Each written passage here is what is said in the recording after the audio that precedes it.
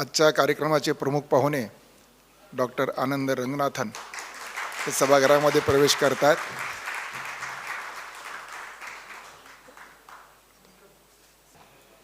भारत इतिहास संशोधक मंडळाचं 115वं वर्ष आणि आज या इतिहासाचार्य राजवाडे सभागृहाचं नूतनीकरण हे आज आपण आयोजित केलेलं उद्घाटन आयोजित केलेलं आहे.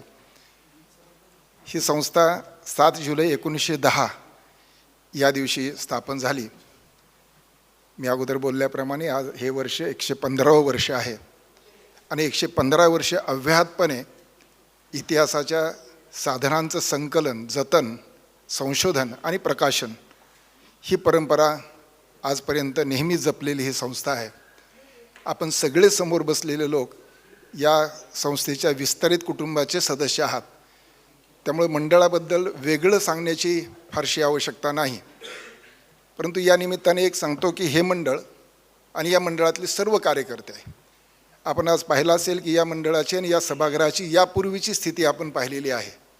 मी यामधले मला अनेक लोक दिसत आहेत. उदाहरणार्थ प.क. जोशींसारखे आहेत की जे म्हटले की 1953 सालापासून मी मंडळामध्ये येतो आहे आणि माझा काय किंवा दादाचा जन्म काय किंवा आमच्या समोर राजा दीक्षित बसले आहेत हे आम्ही सगळेच 1953 नंतर जन्मलेलो आहोत. त्यामुळे ही जी काही वास्तू आहे या पवित्र वास्तूचं नूतनीकरण करण्याची नितांत गरज होती आणि त्या दृष्टीने प्रयत्न सर्वत्र चालू होते. या सर्व प्रयत्नामध्ये या मंडळाने राजवाडे म्हणजे इतिहासाचार्य राजवाड्यांनी पण सुरुवातीपासूनच म्हटलेलं आहे की शक्यतो शासनाची मदत न करता लोकांच्या आश्रयाने संस्था उभ्या राहाव्यात. म्हणजे त्या संस्था खऱ्या अर्थाने समाज उपयोगी, सामाजिक दृष्टीने काम करणाऱ्या होतात आणि तो वारसा, तो विचारांचा वारसा आजपर्यंतच्या कार्यकारी मंडळाने जपलेला आहे.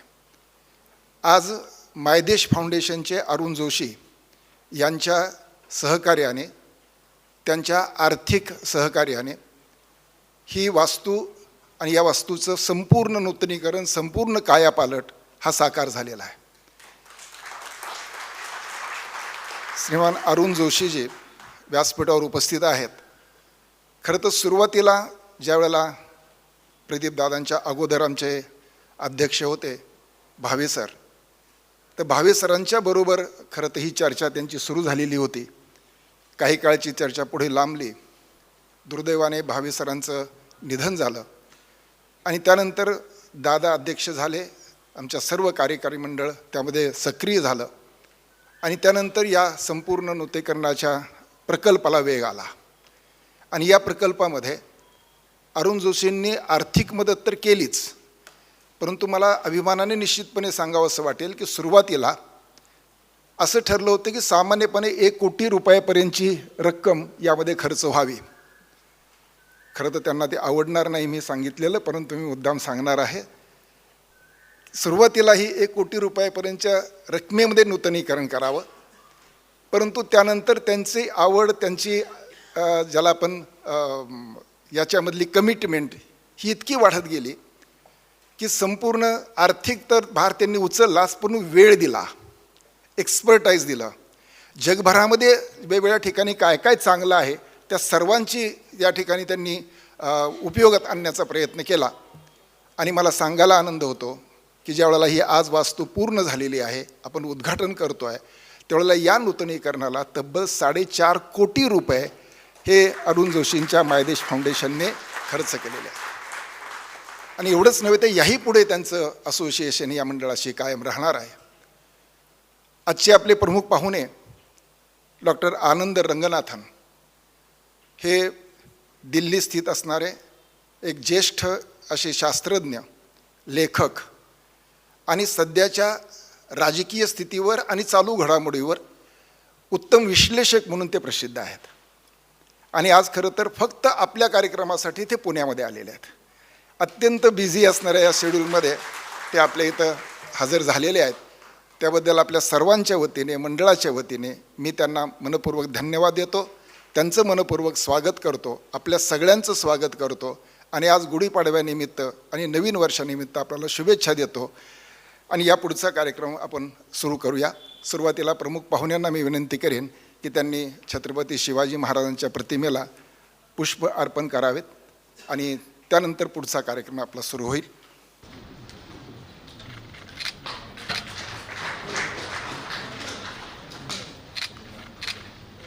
One second, sir. Just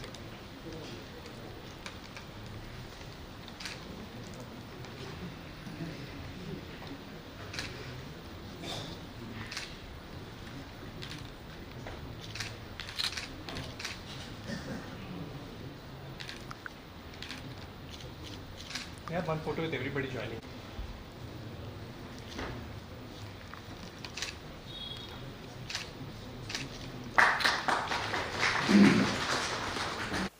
आपल्या सगळ्यांना कल्पना आहे की 1910ला ज्यावेळेला ही संस्था सुरू झाली ती केवळ 2 व्यक्तींच्या उपस्थितीमध्ये सुरू झाली.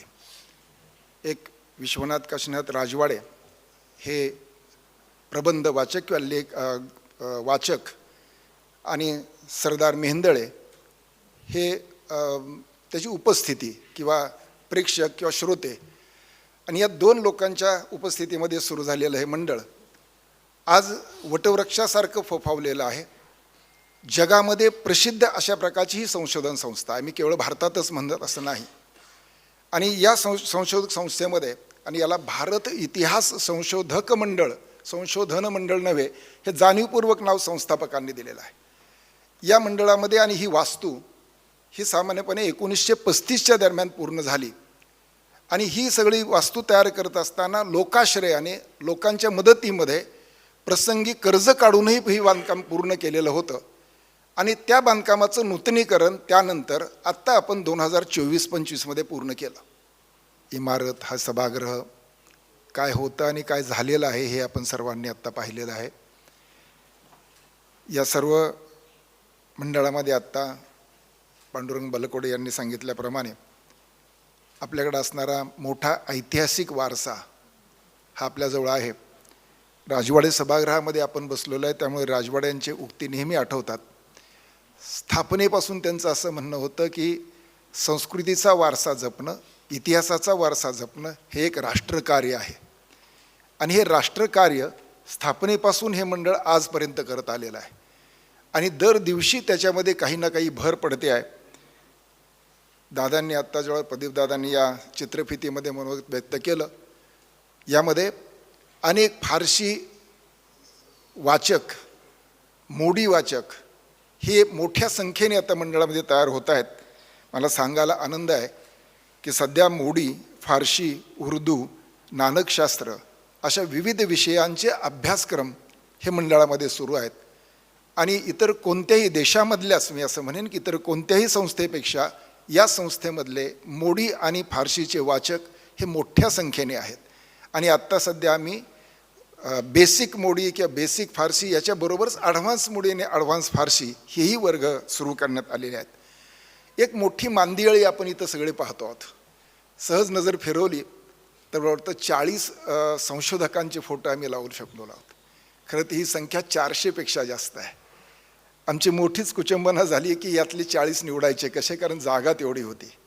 सहजच यादीवर नाव जर आपण पाहिलं तर विका राजवाडे, खंडेराव मेहेंदळे, कान्हा साने, राघव भांडारकर, वासुदेव शास्त्री खरे, दवा पोद्दार, दवी आपटे, नची केळकर, वाशी बेंद्रे, देवीसिंग चव्हाण, गोस सरदेसाई, त्रंश शेजवलकर, गह खरे, शहदी आळवळसकर, चिग कर्वे, शन्ना जोशी, बाबासाहेब मुजुमदार, वाकरू भावे, यन केळकर, देवी काळे, उत्तुरकर, ओंकार, अलीकडचे अगदी निनाद बेडेकर आणि आत्ता आमच्या सगळ्यांचे मार्गदर्शक असणारे गजाभाऊ मेहेंदळे, अशी मोठीच्या मोठी यादी आपल्याला सांगता येते की ज्यांच्या अथक परिश्रमातून संशोधनातून ही संस्था उभी राहिलेली आहे आणि त्यांनी जगभर नाव मिळवलेलं आहे. खरं तर ही संस्था ज्यावेळेला आपण त्याचा विकास पाहतो, या सर्व गोष्टी पाहतो, त्यावेळेला सरकारच्या कोणत्याही अनुदानाशिवाय ही चालणारी संस्था, ही मी सुरुवातीलाच सांगितलं. खरं तर अरुण जोशींचे आभार मानणं खरं तर आता योग्य होणार नाही, कारण या कुटुंबाचे ते सदस्य झालेले आहेत आणि आभार मानणं हे त्यांनाही आवडणार नाही, परंतु आम्ही त्यांच्या ऋणात राहणं निश्चितपणे आपण सगळेजण पसंत करूया.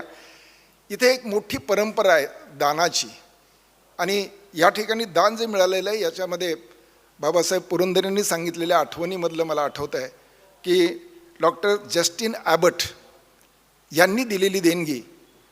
एकदा असं झालं की हे एक आपले मिशनरी होते, अमेरिकन मिशनरी होते, भारतात राहत होते.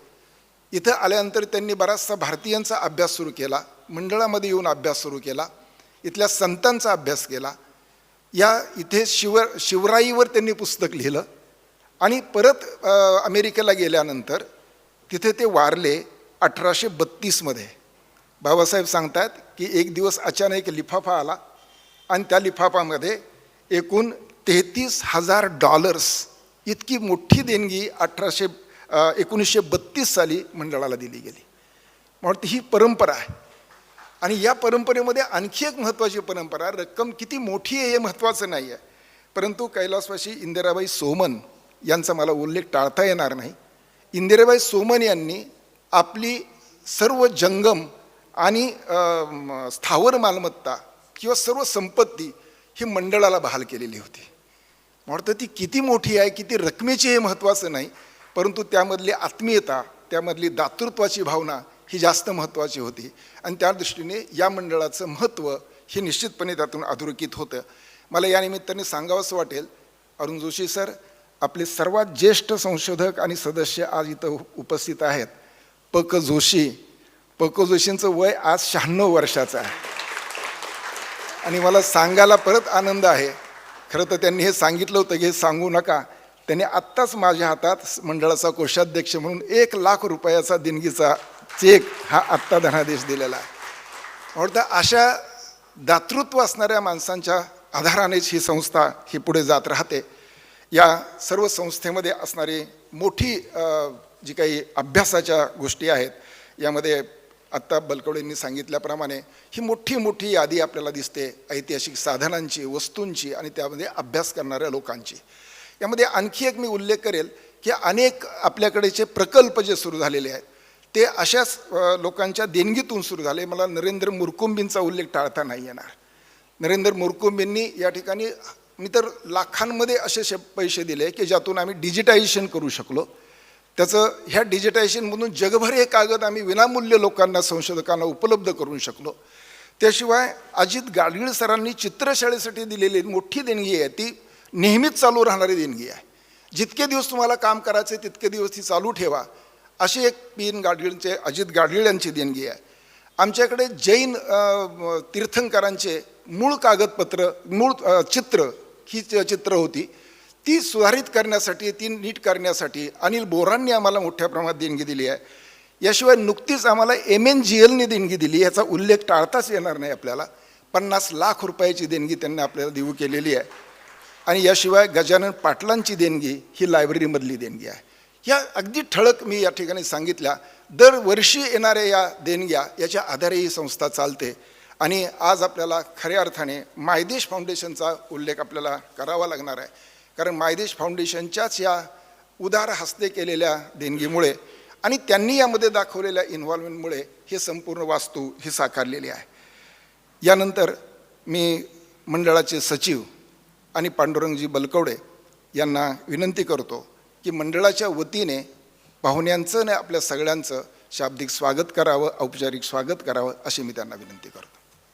वक्रतुंड महाकाय, सूर्यकोटी समप्रभा, निर्विघ्नं कुर्मे देव, सर्वकार्येषु सर्वदा. आयादिशक्ती तुळजाभवानी छत्रपती शिवराय. भारत इतिहास संशोधक मंडळाच्या इतिहासातील आजचा क्षण, आजचा दिवस हा सुवर्णाक्षरात लिहिला जाईल. इतिहासाचार्य राजवाड्यांनी स्थापन केलेल्या आणि एका ध्येयाने त्यांनी हे जे कार्य सुरू केलं होतं ते गेले 114 वर्ष अखंडपणे चालू आहे. आज या 100 वर्षांपूर्वीच्या राजवाड्यांच्या नावाने निर्माण करण्यात आलेल्या वास्तूचा पुन्हा जीर्णोद्धार होत आहे. आज नूतनीकरण होत आहे आणि या निमित्ताने आपण सगळेजण या पवित्र वास्तूमध्ये आला आहात. मी आपल्या सगळ्यांचं स्वागत करतो आणि त्याचबरोबर आज आपला बहुमूल्य वेळ ज्यांनी या कार्यक्रमासाठी दिला असे आनंद रघुनाथन आणि व्यासपीठावर आणि व्यासपीठाच्या समोर असणाऱ्या आपल्या सगळ्यांचं मी स्वागत करतो आणि मी इथेच थांबतो. जय हिंद, जय महाराष्ट्र. धन्यवाद.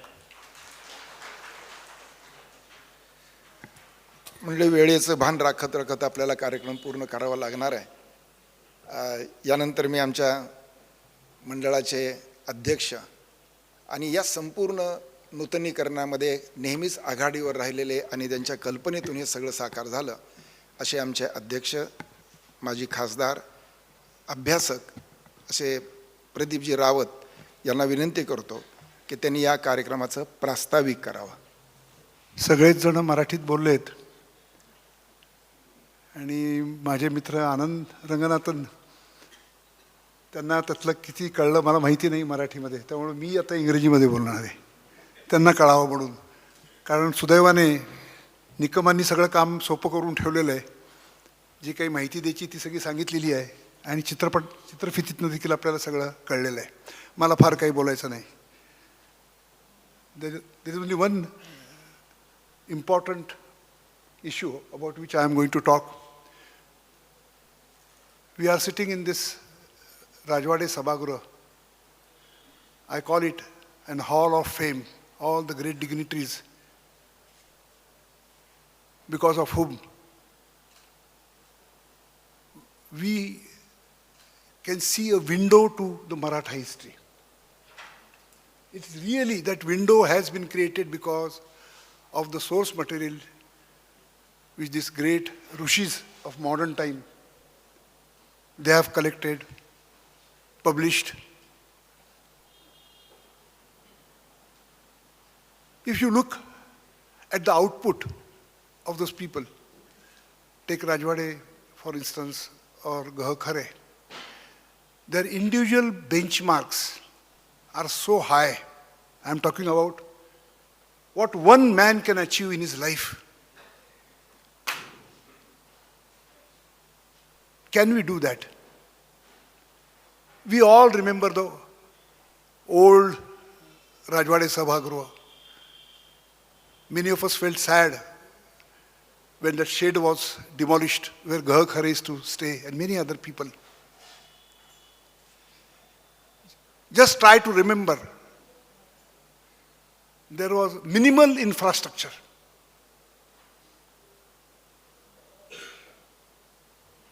In fact, nothing. This was the only building. The next building is because Yeshwantrao Chauhan donated that building later times. But these great people, it was for them taking a vow and sacrificing their whole life for this project. When there was minimal infrastructure, again I am insisting on that.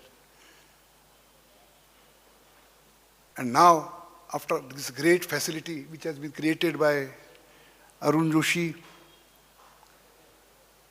our documents will be scanned from all over the world, we can access them. In the next phase, with Mahesh Foundation, Arun Joshi ji has accepted the challenge to renovate the next building. So we'll have one of the best libraries, museum, Daptar Khana, Puthi Shala, Chitra Shala, everything. The only question will be, with all these best facilities, all the modern technologies available to the new generation, can we achieve something not at the individual benchmarks, But can we achieve collectively?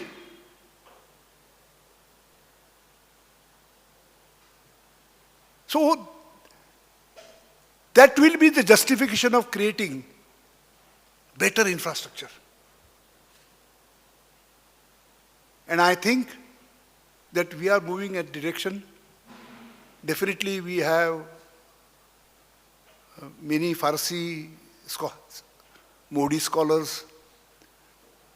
They will be encouraged by all means. And let us keep that as our life mission to accomplish something as a tribute to our great founders. That's all I wanted to say. Thank you. धन्यवाद दादा. खरं तर प्रमुख पाहुण्यांना या संस्थेची यापूर्वीही माहिती आहे. माझ्या माहितीप्रमाणे I think you have visited this institute just I think few months back. या संपूर्ण संस्थेमध्ये असणाऱ्या या कार्यक्रमामध्ये आपल्याला साहजिकच आपल्या आलेल्या पाहुण्यांचा आणि इतर ज्यांचा या संपूर्ण नूतनीकरणामध्ये ज्यांचा हातभार लागलेला अशा काही लोकांचा आपल्याला सत्कार करायचा आहे. मी मान्यवरांच्या सत्कारासाठी मी सुरुवातीला आपले आजचे प्रमुख पाहुणे डॉक्टर आनंद रंगनाथन यांना विनंती करतो की त्यांनी भारत इतिहास संशोधक मंडळाचं हे निमंत्रण स्वीकारलं आणि आपण या ठिकाणी उपस्थित राहिलात याबद्दल मंडळाच्या वतीने आपला सत्कार करण्यात येत आहे. मी अध्यक्ष प्रदीपदादा रावत आणि मायदेशचे संस्थापक अरुणजी जोशी यांना विनंती करतो की त्यांनी डॉक्टर रंगनाथन यांचा सन्मान करावा.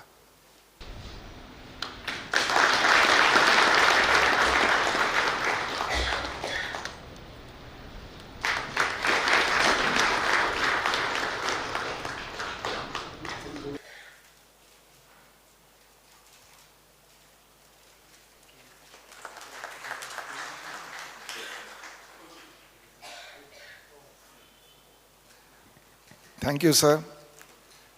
Sir, we have presented you a book which is a very, very important. There's a English record on Shivaji. Please read that one. You can see the complete history and the original documents supported by that one. Thank you so much, sir. आपण सुरुवातीपासून ऐकतोय की अरुण जोशी की ज्यांच्यामुळे हे सगळं वास्तवात येऊ शकलं, की ज्यांच्या या संपूर्ण इन्व्हॉल्वमेंटमुळे या संपूर्ण इमारतीचाच कायापालट झाला. खरं तर अरुणजी जोशी हे IT इंडस्ट्रियलिस्ट अमेरिकेमध्ये आणि पुण्यामध्ये मुंबईमध्ये शिकलेले, परदेशातल्या विद्यापीठामध्ये शिकलेले, अनेक वर्ष तिकडे व्यवसाय अजूनही करत आहेत. परंतु आपल्या देशाशी काहीतरी नातं लागतं, आपल्या या मातीशी काहीतरी नातं लागतं, ही भावना कायम ते बाळगत आलेले आहेत. आणि म्हणून त्यांना फाउंडेशनचं नावही मायदेश असं दिलं. यातूनच त्यांची ही सर्व भावना कळते. त्यांनी कोकणामध्ये काही शाळा विकसित केल्या आहेत की ज्या ठिकाणी अत्यंत गरीब विद्यार्थी शिकतात, अशा शाळा विकसित केल्या. आणि एकदा कधीतरी भारत इतिहास संशोधक मंडळामध्ये त्या आले आणि प्रेमातच पडले असंच मला म्हणावं लागेल. आणि खरंच त्यांनी अत्यंत निस्वार्थीपणे कोणत्याही प्रकारची अपेक्षा न ठेवता, कारण आम्हाला सुरुवातीला वाटायचं की काय नक्की आहे, परंतु खरंच सांगतो या निमित्ताने जाहीरपणे दादा, मी, पांडुरंगजी बलकवडे, आमचे BD कुलकर्णी, आम्ही चारही पदाधिकारी सर्व विश्वस्त समोर बसलेले आहेत की अशा प्रकारचं हे कायापालट करणारं जे आपण दातृत्व या ठिकाणी केलेलं आहे याला तोड नाही. अरुणजी जोशी यांनी केवळ आर्थिक मदत केली हे तर आहेच आहे, पण त्याच्याशिवाय त्यांनी यातला जो इनपुट दिलेला आहे, जगभर फिरून ज्यातली माहिती घेतली आणि त्यातलं जास्तीत जास्त चांगलं इथं आपल्याला काय आणता येईल याचा प्रयत्न केलेला आहे. खरंच सर, आम्ही आपल्या ऋणात राहू इच्छितो.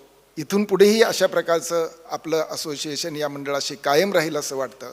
मी या निमित्ताने, या समारंभाच्या निमित्ताने आमचे अध्यक्ष प्रदीपदादा रावत यांना विनंती करतो की त्यांनी अरुणजी जोशी यांचा सन्मान करावा.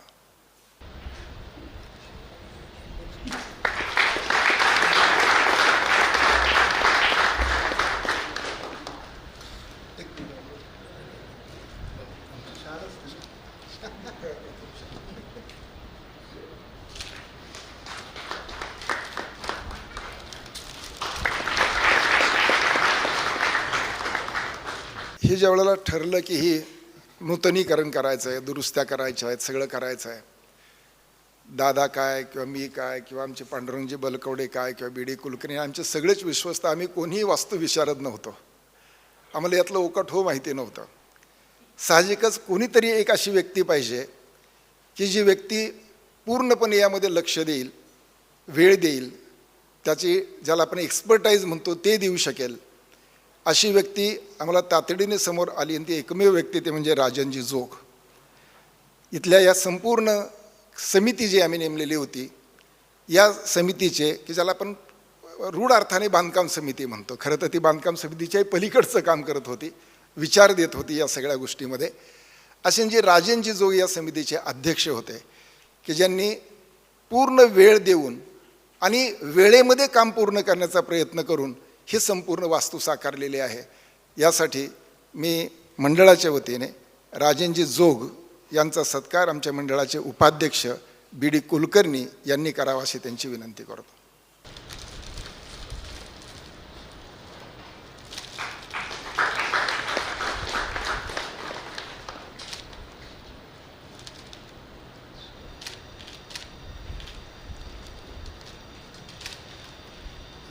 मित्रो, राजेंद्र जोगांबद्दल मी एकच शब्द वापरतो व्यासपीठाची परवानगी घेऊन की राजेंद्र जोग म्हणजे मायदेश फाउंडेशन आणि मंडळ यांच्यातला रोपवे आहे.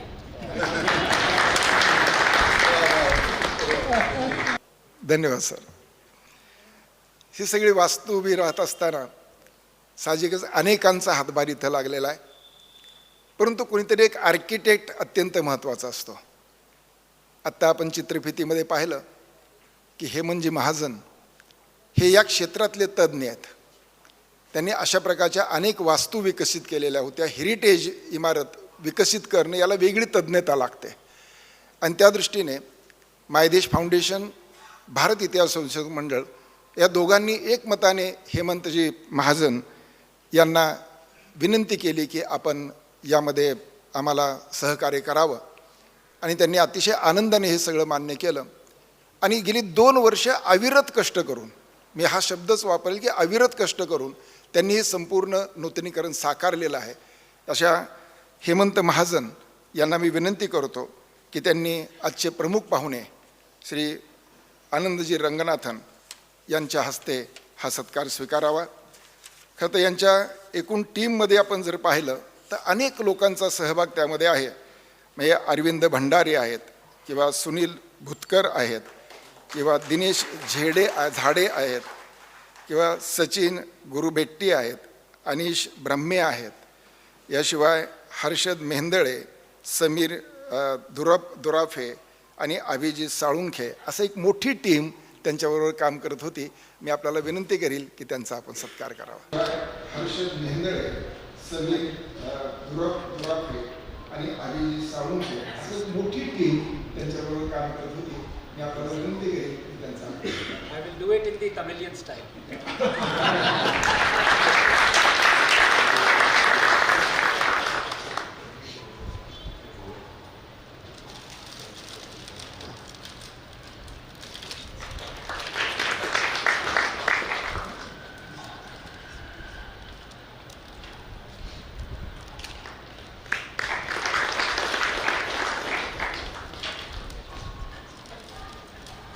प्रिन्सिपल आर्किटेक्ट यांच्याबरोबरच हे संपूर्ण स्ट्रक्चर जे असतं हे काय असतं, कशा पद्धतीचं असतं, ते कशा पद्धतीने दुरुस्त करावं, याच्यासाठी आम्हाला जे स्ट्रक्चरल कन्सल्टंट मिळाले असे जयंत इनामदार यांना मी विनंती करेन की त्यांनी आपण व्यासपीठावर यावं आणि आदरणीय आनंदजी यांच्या हस्ते हा सत्कार स्वीकारावा.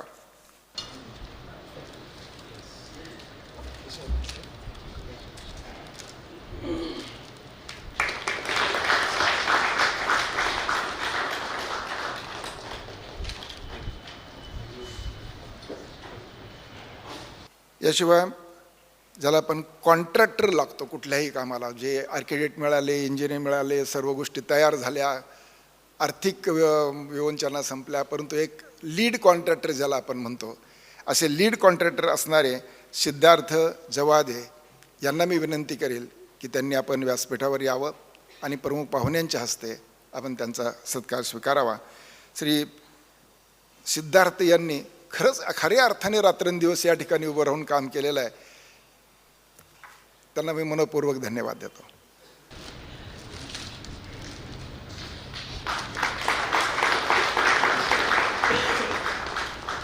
आपण जे सगळं एकमेकाला ऐकतोय याचं कारण आवाज आपल्या शेवटच्या खुर्चीपर्यंत पोहोचतो आणि यासाठी काही तज्ज्ञ व्यक्तींचा सहभाग लागतो. यामध्ये व्हिज्युअल ग्राफिक्स आहे, ब्रँडिंग आहे, किंवा आत्ता जे आपण फिल्म प्रेझेंटेशन्स वगैरे सगळ्या गोष्टी पाहिल्या, यासाठी जे तज्ज्ञ व्यक्ती आहेत डॉक्टर संजय कुलकर्णी, ते आणि त्यांची संपूर्ण टीम यांनी जे काही योगदान दिलेलं आहे यासाठी संजय कुलकर्णी यांना मी विनंती करेल की त्यांनी प्रमुख पाहुण्यांच्या हस्ते आपला सत्कार स्वीकारावा आणि आपण दिलेल्या योगदानाबद्दल मंडळ निश्चितपणे ऋणी आहे.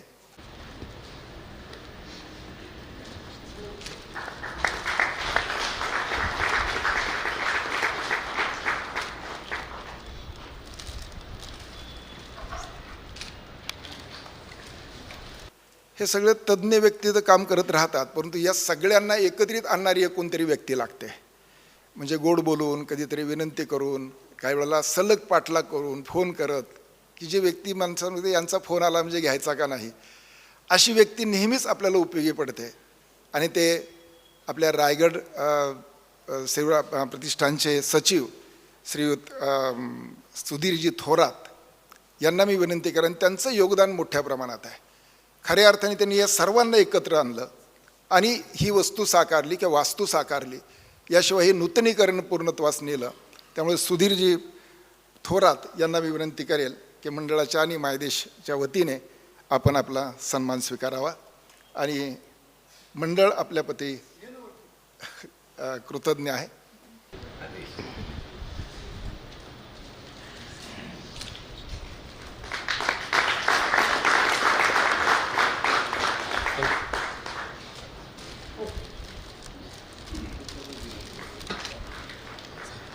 या प्रमुख व्यक्तींशिवाय जे अनेक हात इथं लागलेले आहेत या संपूर्ण वस्तू साकारण्यासाठी, त्या सर्वांचे मी परत एकदा मंडळाच्या वतीने, मायदेशच्या वतीने मनपूर्वक आभार मानतो. आणि यानंतर आपल्याचे प्रमुख पाहुणे, या प्रमुख पाहुण्यांना मी याशिवाय एक सत्कार अरुणजी जोशींनी मला सांगितले आहेत. खरं तर हे मंडळाचे अध्यक्ष आणि मंडळाचे सेक्रेटरी यांना प्रातिनिधिक सत्कार हे मायदेश फाउंडेशनला करायचे आहेत. खरं तर आम्ही सुरुवातीला असं ठरवलं होतं अरुणजी की आम्हीच होस्ट आहोत आणि आम्ही सत्कार घ्यायचे का, दादांनाही फारसं जमत नाही, परंतु आपला आग्रह आहे, आपल्या सगळ्यांची इच्छा म्हणून मी अरुणजी जोशींच्या हस्ते आपले मंडळाचे अध्यक्ष प्रदीपजी रावत यांनी हा सत्कार स्वीकारावा. हा मायदेशच्या वतीने होणारा सत्कार आहे. आदरणीय अरुणजी जोशी.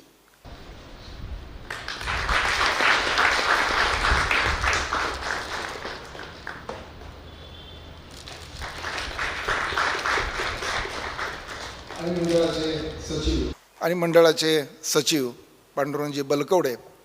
खरं तर यांचं योगदान खूप मोठं आहे, कारण कुठली गोष्ट कुठे लावायची हे मला वाटतं पांडुरंगजी बलकवडे हे निश्चितपणे सांगू शकत होते. त्यामुळे मायदेशच्या वतीने त्यांचा आपण सत्कार करतोय.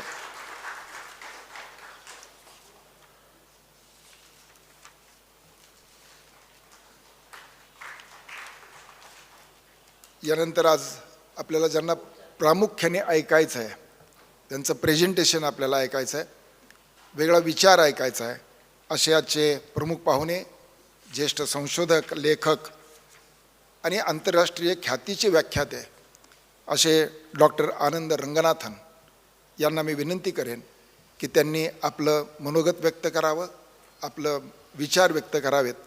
या निमित्ताने त्यांचं थोडंसं प्रेझेंटेशन आपण इथं आयोजित केलेलं आहे. मी अन्य सर्व मान्यवरांना विनंती करेन की त्यांनी समोर बसायला हरकत नाही आणि नंतर आपण आनंदजींना विनंती करतो आहे की आपण आपलं मनोगत व्यक्त करावं. Good evening, friends. Can you hear me without the mic, or it's better with the mic? Because I'm used to shouting on television, so I think so. It is an honor beyond measure, not only to be here amongst you this evening, but also to have been given the honor by Dada to inaugurate this magnificent work of love. I'm absolutely grateful, as I said, to the entire team that they chose me. It is an honor I can't describe. And it's very rare for me, it's very frequent for my wife though, but to be lost for words. I'm in a dilemma because yes, I am lost for words, but I promise that I'll give a lecture of 1 hour, so I cannot be lost for words. But please take it for me that, as I said, I thank you from the bottom of my heart for giving me this opportunity and honor to be here this evening. Some advance towards greatness, others return to it. We Indians do both. And I think there is no finer example than this building, the resplendent building that's been renovated. No finer example than that to prove, yes, it is true.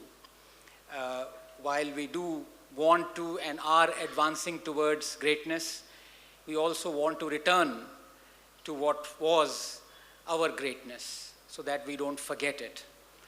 And in many ways, one may ask at this juncture the question, why is it important? Why is returning to greatness important? Why isn't it enough for us to just advance towards greatness? I believe it is important because nations weaken, as I say, not because of their past, but rather by how they are taught it. And the tragedy is, and that also proves why building a complex such as this is important, is because a few thousand kilometers away, an entire complex that had 100 times knowledge as this hall does and its luminaries do, that had 9 million books, and that burned for 3 continuous months, is also our history. But more important than that, what is also our history is that the man who burnt Nalanda, 9 million books, can you imagine the extent of knowledge that went along with it? The man who burnt it, we have honored him by naming the closest railway station to Nalanda on his name, Bakhtiyarpur. And the reason for that is that we, somewhere along the way in our race to advance towards greatness, we've forgotten our past. And places like this, complex like this, would instill in the younger generation, and I include, sir, you in the younger generation. You are an absolute legend, and instill in this generation to, while advancing towards greatness, Viksit Bharat as we all call it, to not forget what made us great once. And that is why buildings like this is important. And that is why I thank from the bottom of my heart everyone associated with restoring it to its past glory. When I talk about thanking people, I do not have enough time to thank all the people who are associated with this. But I would really like to begin with thanking the architects for making this once again a great place for scholars to come, and also heralding the tradition that we as Bharatiyas and Indians hold so close to us, because so many of you might have visited Sri Padmanabha Temple in Kerala. But not many of you know that the first sculpture that you see as you enter the Sanctum Sanctorum is not of the lords, the gods and the goddesses, is of the family of the architect. That's the first sculpture you see. You see the architect of Sri Padmanabha Swami, see his wife, and you see his little kid. And that is what our tradition is, because the person who teaches us becomes our guru for time immemorial to come. And that is why I would like to begin by thanking the architect. Thank you very much, sir, for giving us this piece of history and future. And I would like to thank Mr. Joshi, of course, for making all this possible, the entire team of Mandal, and of course, Pradeep Dada. Now, about Pradeep Dada, what can I say that I haven't already heard or that I haven't already said? Suffice it to say that I believe nations become great not when its politicians become great, but when its great become politicians. And I pine for the day when this nation would have 543 member of parliaments as Pradeep Dada. We don't even have one.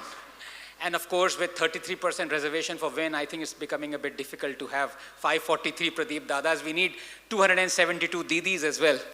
But you see what I'm saying?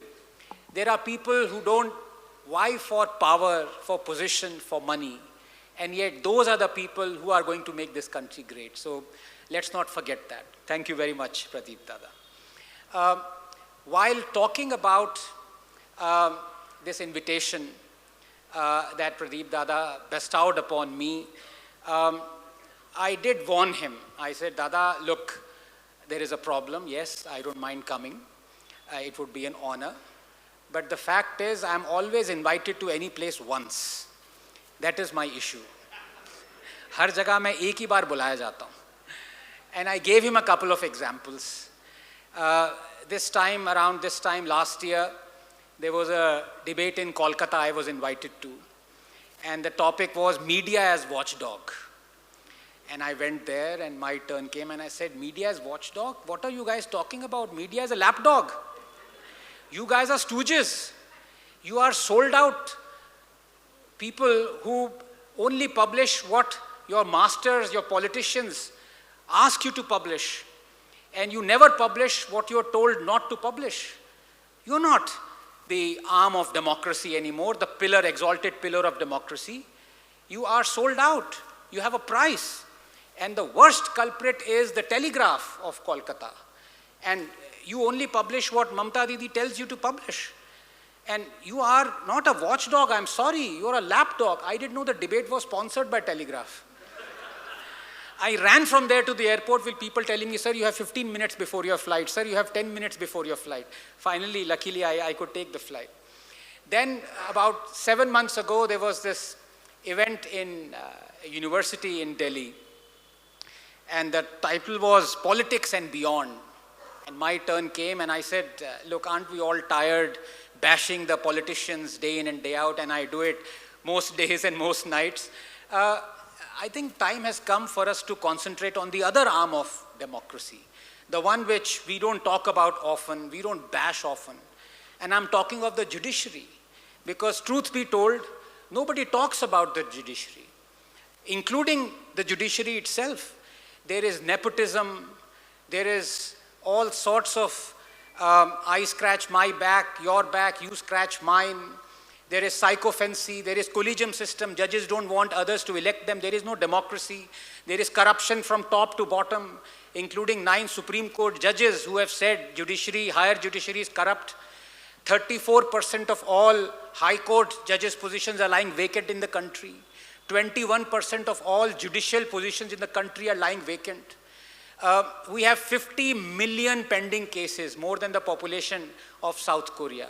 In fact, with the pace with which we are dealing with these cases, it would take us 323 years to clear the backlog. There are some cases, 133,000, that are more than 35 years old. 250,000 cases that are pending deal with rape and POXO cases. I mean, their corruption is rife. And you have so much of inaction that only 10% of all judges have declared their assets publicly. You have a situation where 1,600 complaints of corrupt judges have been forwarded to the Supreme Court in the last 5 years, and not a single impeachment of a judge has happened in our history, in Indian history. Not a single judge has been impeached. This is the current situation. 71% of all Indian prisoners are under trials. They've not been given bail. From every day you hear less judges. Well, The reason for that is we have only 20 judges per million Indian population. In America, it is 150 judges per million population. So it is time we decided to leave the politicians for a bit and start criticizing the arm of democracy that needs to be criticized. And 55% of all judges in India are related to higher judiciary. In fact, in one Punjab and Haryana High Court, 32% of everyone working there is related to each other. Judges, lawyers, judicial, workers. So I said, this is the time that is ripe to criticize and bash the living daylights out of judges. And I went back to the dais, and the person sitting next to me was the Chief Justice of Allahabad High Court. I forgot I had come in my car. I forgot my car and I took an Uber and ran. So I told Dada, look, I'm warning you. This is the He said, don't worry, just come. But in deciding the topic, that was another quandary, because at such a hallowed place that oozes history, I did wonder, what should I talk about? Should I talk about our historical past? Or as we are at an inflection point, should I talk about from these hallowed portals, how do we look at progressing towards future? And I've decided the latter. So I'm going to talk about something that's very close to me, but I'm afraid we don't discuss it very often. And I've titled the talk as From Treadmill to Travelator, India Towards 2047, because I think, ladies and gentlemen, this is the right podium for me to talk about what is in everyone's mind about Viksit Bharat by 2047, when we finish 100 years of our modern Indian independence. And I thought I'll talk about, in the next 45, 50 minutes or so, whatever time I have allotted to me, plus additional 30 seconds, the fact as to if we are to reach there, perhaps not if, but when we are to reach there, how would we identify the things that we need to do from here till then? The so-called fundamentals, the so-called core of what success means for a nation, for a people, for a state. And I believe somewhere along the line, in this euphoria of Viksit Bharat 2047, we kind of relegated understanding the fundamentals of success to the backstage. And perhaps that's understandable, because as the adage goes, success hides failures. And if you believe you are on a path to success, you don't want to talk about your failures. And if you're a politician, you never want to talk about your failures. In fact, you have a politician that's got 99 seats out of 543, believes he's got 99 out of 100. But the fact of the matter is, unless we identify what the core of the success is, unless we also realistically see the glass, whether it is half empty or half full, I'm afraid we are not going to see an age where the glass would be brimming or overflowing. But having said that, I think one of the aspects of talking about this, I'll just start this, please. Yeah. Talking about fundamentals of success is to first define whether we have been successful or not. And there are, of course, opinions, there are conflict opinions, and some would say, yes, we have been relatively successful. Well, there are parameters that define what a success is. And if you were to, for example, look at what our position was when we gained independence in 1947, sure enough, there are a few parameters that we can discuss. For example, in 1947, our life expectancy was 32 years. 32 years when we gained independence. Today it is 76 years. So yes, we've been successful. The graph is moving towards the right direction, in the right direction. In 1947, our literacy rate was 12%. Today it is upwards of 86%. In 1947, our poverty rate was 71%. Today it is 4.5%. And the most troubling, in 1947, our infant mortality rate was 160. Which meant that out of 1,000 babies that were born when we attained independence, 160 did not live to see 1 year. Today it is 24, and in some states like Kerala, it has surpassed even European countries, IMR, like 6 or 7. So yes, we've been relatively successful, you could say. And if you were to scrunch the timeline even further, not 75 years, but 10 years, and assess us, then I would say not just relatively successful, we've been stunningly successful. Let me give you a few parameters. In 2014, the percentage of Indian population that was multidimensionally poor, that's the new metric that is used, multidimensional poverty that assesses our health, wealth, prosperity, HDI indices, and so many other things. 29% of Indian population was multidimensionally poor 10 years ago. Today it is 11%. In the last 10 years, we've pulled 250 million Indians out of multidimensional poverty. I would say that is stunning success. In 2014, our GDP per capita was $1,500 US. Today it is $2,600 US. In 2014, our foreign exchange reserves were $300 billion. Today it is $700 billion, more than double. So yes, in 2014, 10 years ago, we had 5 cities that had metros. Today we have 20 cities that had metros. 10 years ago, we had 74 airports. Today we have 148 airports. 21,000 kilometers of railway lines were electrified in 2014. Now it is 63,000 kilometers of railway line. And 60 years, before 10 years, the length of highways that we had made, in the last 10 years, we made half of that length, which is spectacular. That is one of the reasons why I don't call Mr. Nitin Gadkari as human. He is an alien. Only an alien can achieve that, what he has. And he is alien in more ways than one, because I saw his podcast the other day and he was talking about, he was going for a bariatric surgery. He himself talked about this, and half an hour before he was to go for this surgery, he had 5 plates of chola bhaturas. So only an alien can think of that, not even a Punjabi. Other parameters, for example, 2014, our electronics exports were $7 billion. Today it is $23 billion. So many other come out. For example, for those of you who are in wealth management, you would appreciate this. In 2014, our assets under management in mutual funds were 9 lakh crores. Today it is 63 lakh crores. And the most heartening of it, in 2014, we had 350 startups. Today we have 118,000 startups. So yes, not just relative success, we've had stunning success.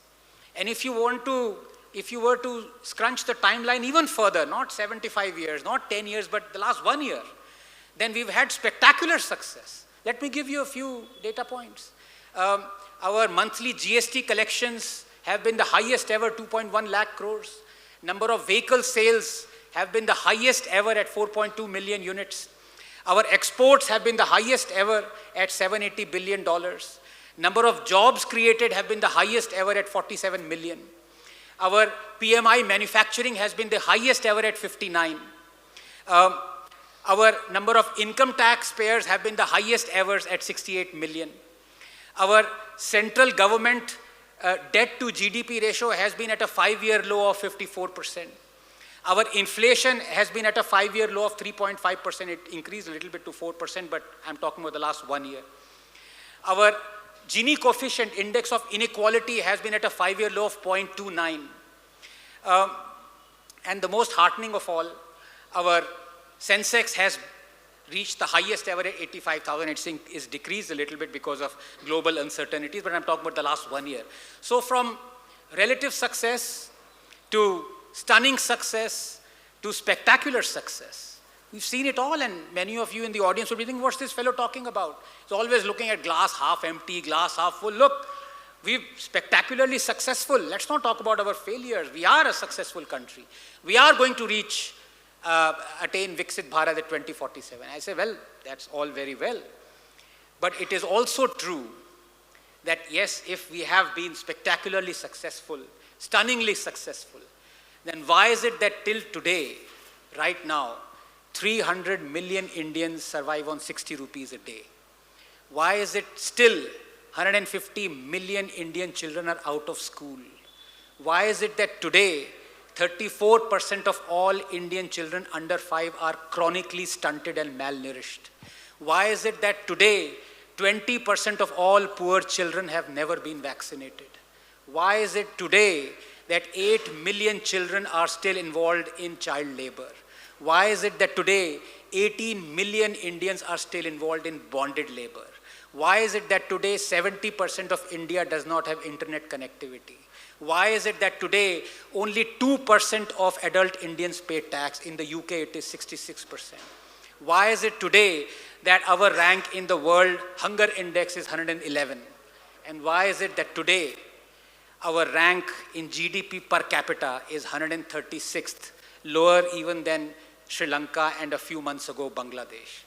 So clearly we have had success, spectacular success, but the other part is also true. It indeed is a game of two halves. And unless we realize what are the factors that have not only given us success, but have also given us this spectacular, earth-shaking, depressing failure, I'm afraid we again would be at an inflection point about to take off, because we indeed are.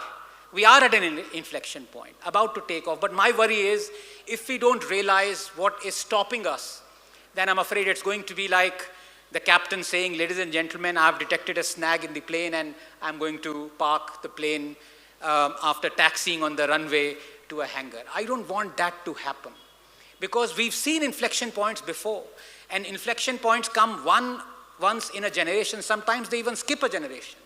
The last inflection point that India had was 1990 economic liberalization. I don't want us to miss this inflection point. And I think the reason why, if we don't realize the core fundamentals of what success are, if we don't understand them, if we don't take corrective measures, I'm afraid Viksit Bharat at 2047 is a very long shot. And I'll tell you the reason why we are ignoring this is because I believe that we as a state and we as a people are a confused lot about what our role should be. We don't understand what is the role of the state. We don't understand what is the role of a citizen.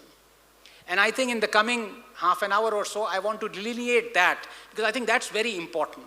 And let me begin by asking a very simple question to the audience.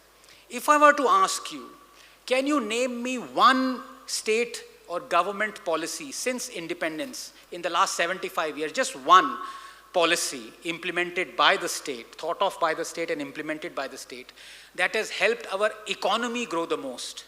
What would you say? Anyone? Just one policy. Anyone? Please feel free to. Liberalization, that's the most correct answer, economic liberalization. Had we not achieved economic liberalization, had we not liberalized our economy in 1990, I wouldn't be standing here, we wouldn't be where we are right now. Just to tell you that when I talk about our foreign exchange reserves right now, $700 billion, at that point of time, they dwindled down to $3 billion. We mortgaged 67 tons of our gold. We loaded it onto ships. The ships were about to park in England. And then we had the economic liberalization. So yes, absolutely. Anything else? GST, yes, absolutely. GST has been, I'll just ring up Ms. Sita Raman. Somebody likes here tax. Yes, your address, please, I'll tell you. No, anything else? Digital India, I mean, absolutely correct. Digital India is one of the pillars of taking this country forward that has helped our economy grow the most. Anything else? Solar energy, absolutely. In fact, I forgot to mention that data point. 2014, our solar capacity installed solar capacity was 2 gigawatts. Today it is 100 gigawatts in 10 years. So yes, absolutely. But you see, all of you have given the correct answers. All of you. And yes, but you see, I had framed the question in such a way that all the answers are related to finance and economy. What if I were to tell you that the one policy of the state that has helped the economy grow the most is not related to economy or finance at all? It is the midday meal scheme. Every single day, 130 million Indian children go to school, every single day. And they go to school because their parents send them to school so they can get good education, they can get wiser, but more important than that, they can get a nutritious meal which is mandated by our Supreme Court to be of a minimum of 430 kilocalories. So they get healthier as well. And the person who thought of this never even went to school, K. Kamaraj.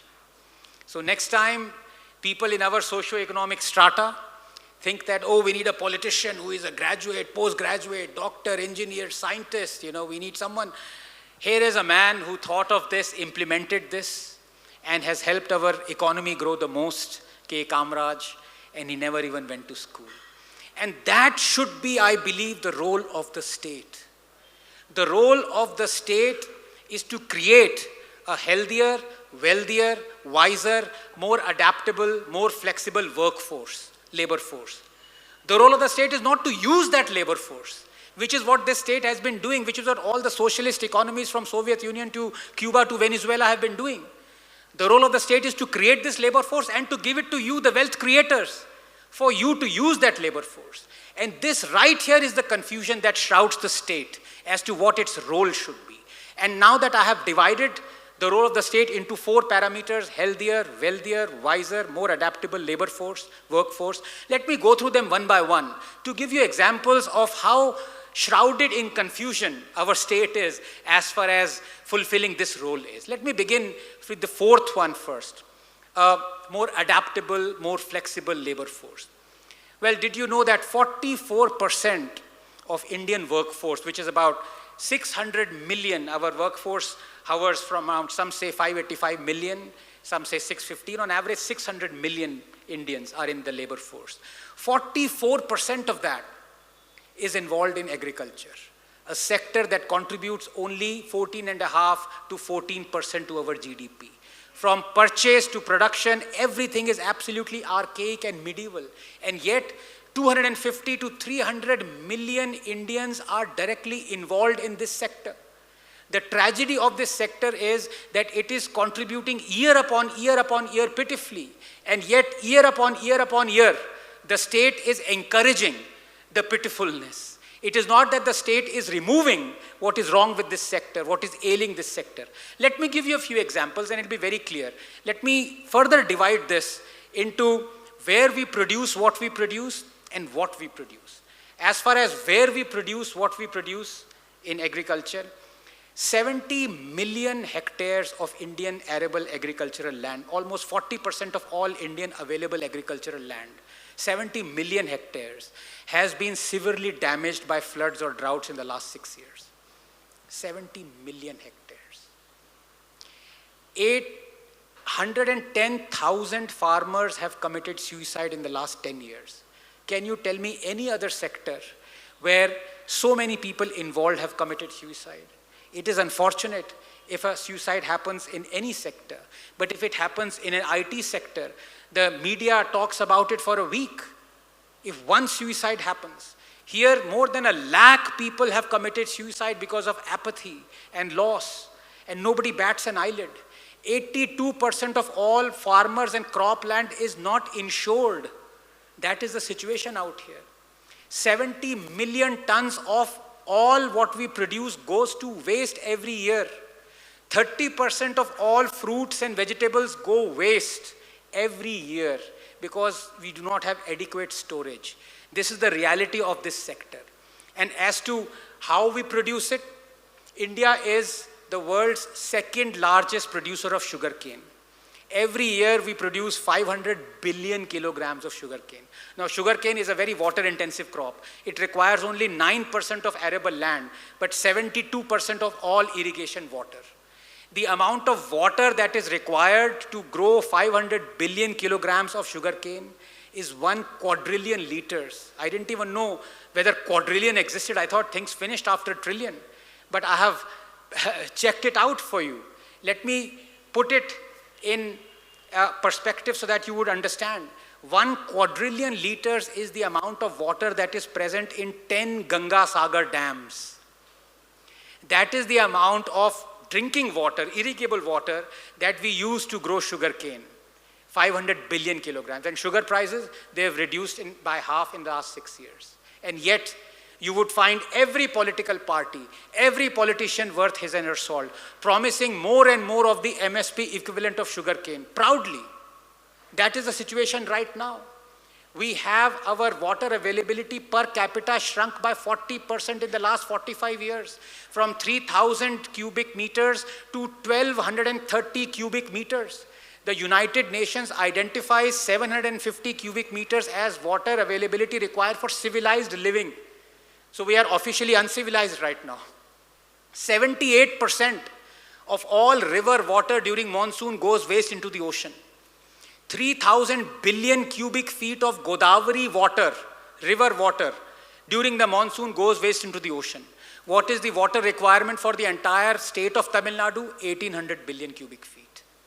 One politician said, this is unacceptable. We cannot grow sugarcane like this. That politician has, as it transpires, again become the chief minister of this state, Mr. Fadnavis. But when he was the first time chief minister, he brought in a law or a regulation where he said any farmer who wants to grow sugarcane would have to first take government permission. And that was a masterstroke, because you know what happens. Anybody wants to do anything, you want to prevent him, first thing you see, you take government permission. Within 3 months, he had to renege on that order. I would name the politician who forced him to renege on that order. We have given him Padma Vibhushan. But the fact of the matter is that politician ran liquor industry, and molasses is required for that liquor industry. That is a byproduct of sugarcane. This is how the role of the state was enacted. You forgot about the people. You forgot about the future of this country. You only remembered how you want sugarcane to help your industry grow. We've had a policy whereby we must link rivers. In fact, for the last 35 years, cutting across 3 governments, cutting across 3 Supreme Court benches, so many committees have deliberated and come to the conclusion that India requires 30 rivers to be linked. How else would you have flood-prone areas give water to the drought-prone areas? The fact of the matter is that till today, 35% of Indian agriculture is dependent upon the monsoon or the elements. 30 rivers to be linked. All of you in Maharashtra would remember 4 years ago we had extreme drought in Latur, and we had water trains plying to Latur.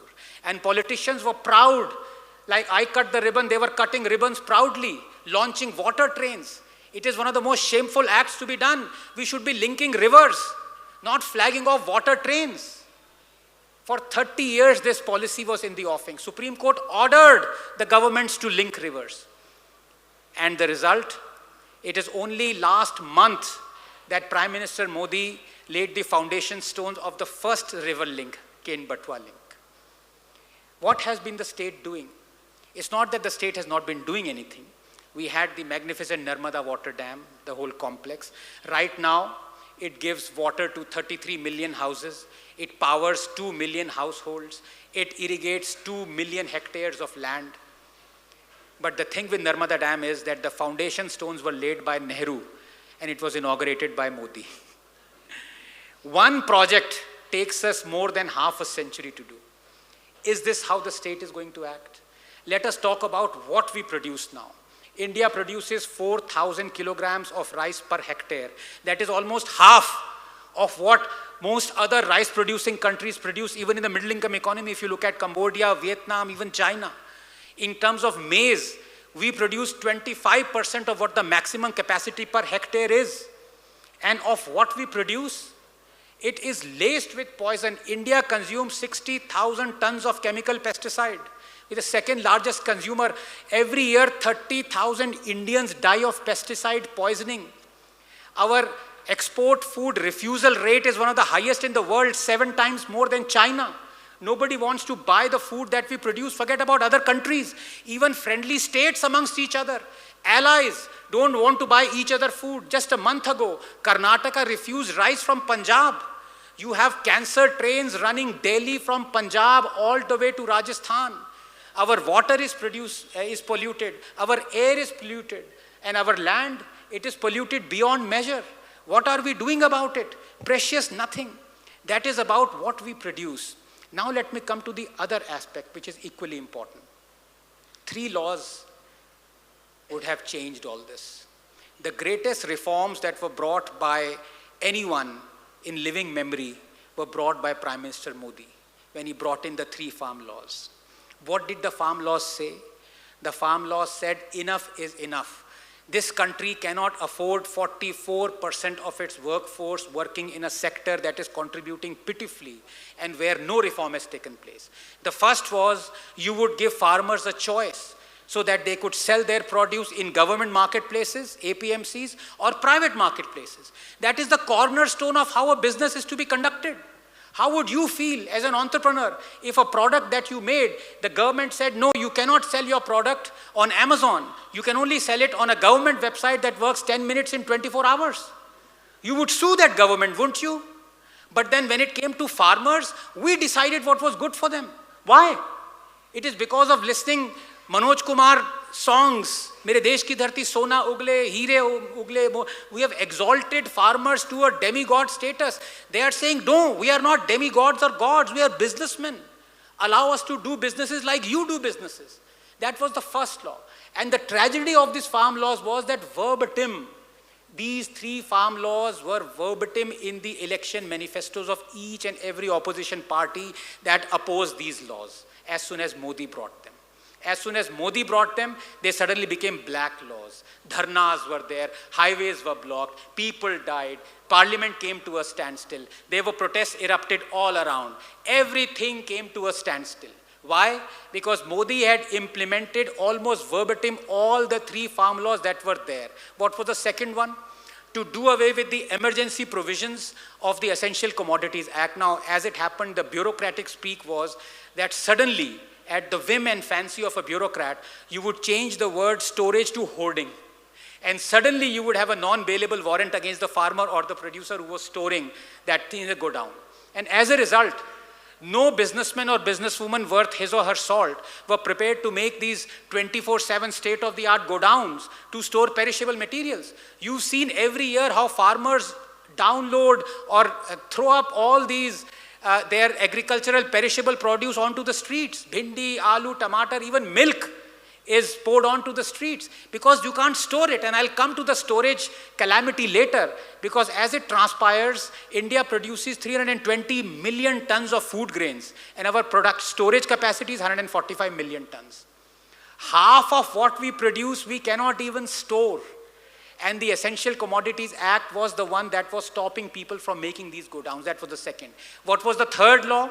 The third law was that any businessman should be able to approach a farmer to say, well, don't grow rice, don't grow wheat, for which you don't get any money for growing. In fact, you run into losses. I will tell you what to grow. That again is the cornerstone of how a business is conducted. So you would have contract farming, and the tragedy was that it was not only in the election manifesto of, for example, the opposition parties that protested it. Opposition parties like Congress had already enacted this law of contract farming in the states that were governed by it. In erstwhile Congress state-run Punjab, Amrinder Singh already had a contract farming act. The same people that he calls corrupt, Adani and Ambani, were given 3,500 crores by the Punjab Congress government to actually come and do contract farming. But as soon as Modi brought this, all hell broke loose. But as I said, it's not about politicians. The darkest day of independent Indian modern history was when Mr. Modi reneged on those 3 laws and repealed them. That was the darkest day. But more dark than that was not that politician reneged on his or her promise of prosperity for farmers. The thing about politicians is, you know, if you were to do a blood test, more than cholesterol, you'll get hypocrisy in there. So they are used to making a U-turn. What irked me, what saddened me, was that one arm of democracy on which all hopes, all eyes were fixed on, judiciary, that let us down. Because the day the Supreme Court asked, all we see around are the farmers who are protesting, who are against the farm laws. Where are the farmers who are for the farm laws? So in a sense, the Supreme Court wanted 250 million farmers who were doing what they should be doing, producing our produce in far-flung areas of Telangana, Tamil Nadu, Kerala, Odisha, to drop whatever they were doing, hop onto the nearest bullock cart or a train or a bus, come to Tilak Marg and stand outside Supreme Court and say, my lord, we are for the farm laws. Is that how a democracy is supposed to work? No. That is how an anarchy is supposed to work. And that is the reason why we are where we are, because the role of the state was to transform this sector. And all what the state has done is to lead us deeper and deeper into this abyss through which there is little escape. Let me give you another example so that it exemplifies what the role of the state is and how confused we are. One city, Paris, just one city. attracts 25 million tourists a year. One country, India, attracts 11.5 million tourists. One city, Paris, 25 million. One country, India, 1400 million people, 11.5. Only 30 million Indians are directly employed in tourism. It should be 5 times that. Tourism as a sector contributes only 2.5% to our GDP. It should be 5 times that.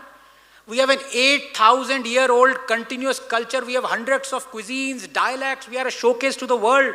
We have beaches, we have oceans, we have deserts, we have snow-capped mountains. We are the pride, seen ashore to show this country. We have 44 World Heritage Sites, and yet we attract only 11.5 million tourists. Greece has half those World Heritage Sites, and yet a small country like Greece attracts 3 times as many foreign tourists as we do. UAE, a small country like UAE, has more hotel rooms than India does. China has 100 times more hotel rooms than India does. When you talk about how many tourists you attract, we talk about Sun Temple at Peru that has 101.5 million tourists visiting. Sun Temple at Konark, 9,000 tourists visit. Sun Temple at Peru, 1.5 million. At Konark, 9,000. Bodh Gaya should be the Vatican of the East.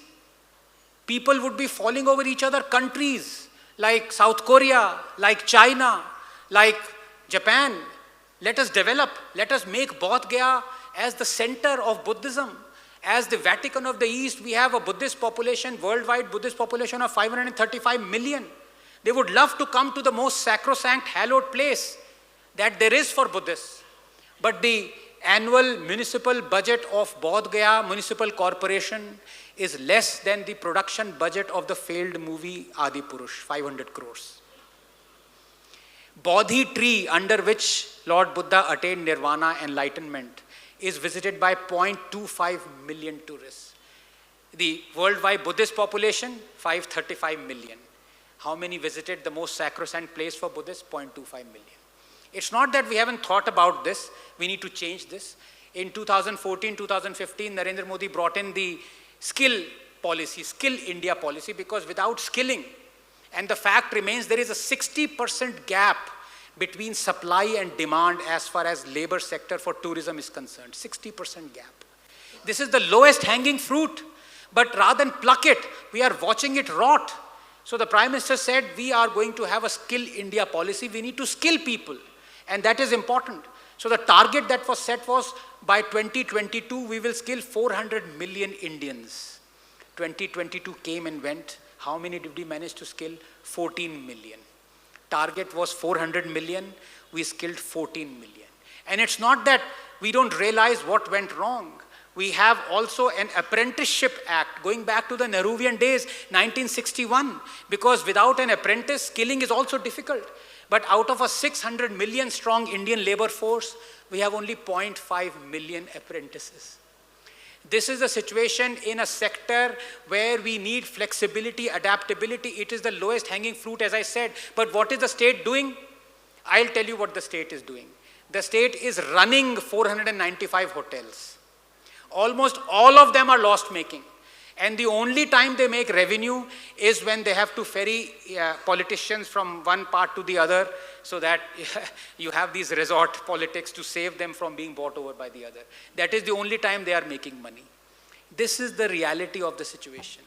We need to change that. The state needs to change that. Let me come to the second aspect of it when I talked about the 4 parameters, having talked about inducing flexibility and adaptability in a workforce. Well, the second one is we must have a wiser workforce. Of course, if we have a more educated workforce, the state would be able to employ them much more. New people, wealth creator would be able to. Where do we stand there? There are right now 19% of all school teacher positions are lying vacant in the country. We have a school teacher shortfall of 1.1 million teachers. 8% of all Indian schools are single teacher schools. There is a 21% dropout rate in Indian schools after high school.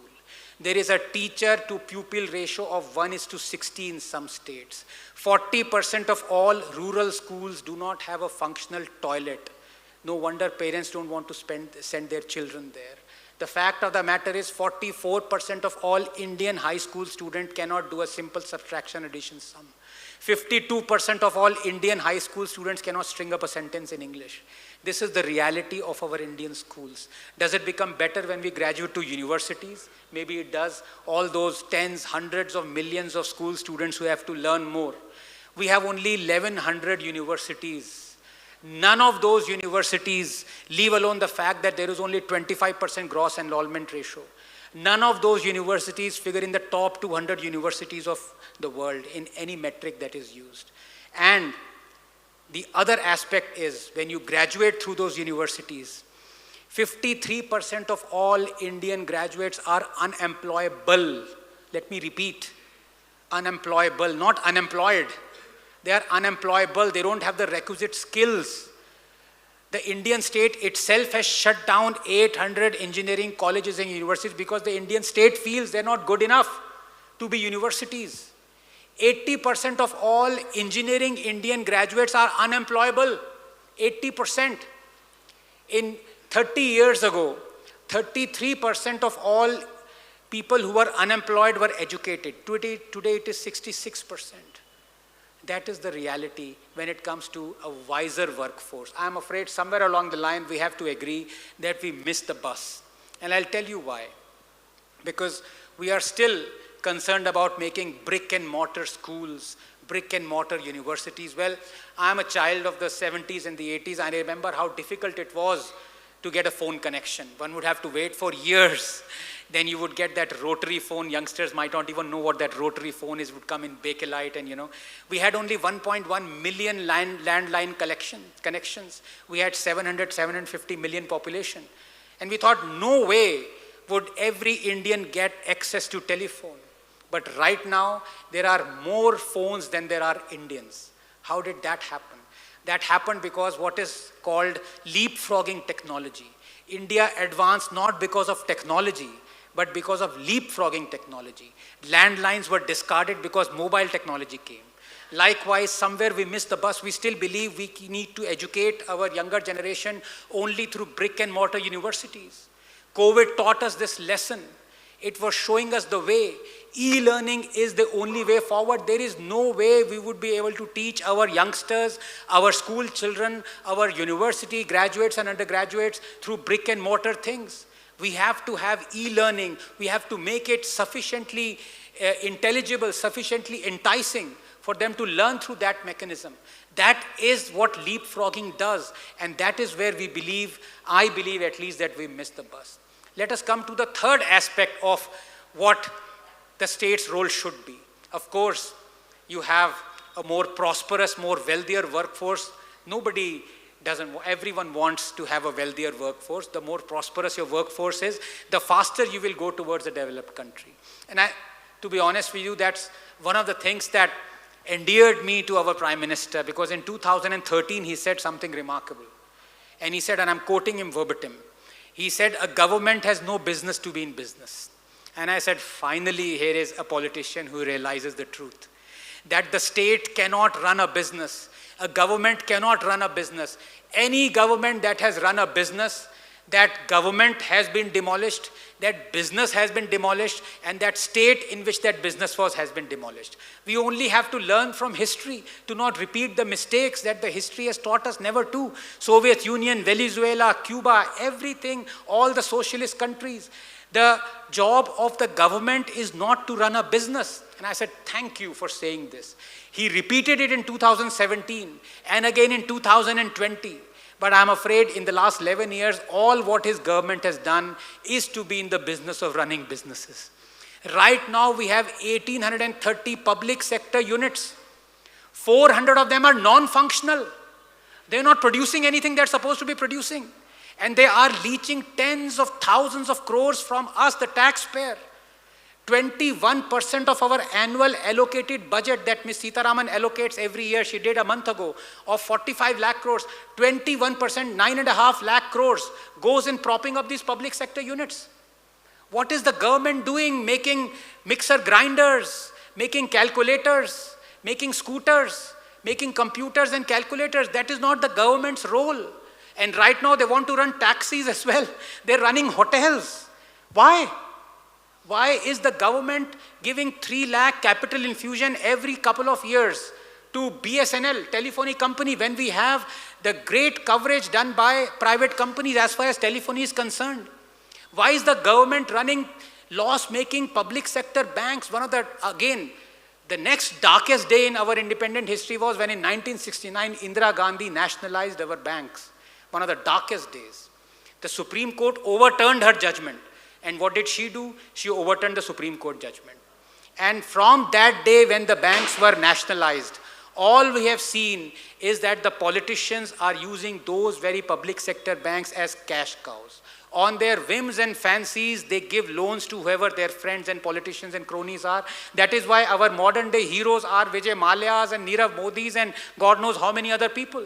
The reason for that is that the cash cows that are being used by the public sector banks and the politicians. 88,000 crores has been lost in the last 5 years by 33,000 cases of frauds. The NPAs of public sector banks in the last 10 years total 10.9 lakh crores. The government has written off that. It's a sleight of hand. They haven't waved it off, waving off and written off something. But the fact is only 1.6 lakh crores has returned to the government. We have as good as said goodbye to 9 lakh crores. Why is the government doing this? Is that the role of the state? No, that isn't. And if this is the public sector unit, the privatization has been zero except for Air India. Thank God. I mean, I'm an atheist, but I believe in God when at least Air India was privatized. It has run a loss of 70,000 crores. But in the last 11 years, that has been the only privatization. There is no other privatization. And disinvestment, yes, it has happened. But look at the sleight of hand. Whatever is disinvested from a public sector unit, another public sector unit is forced to buy it.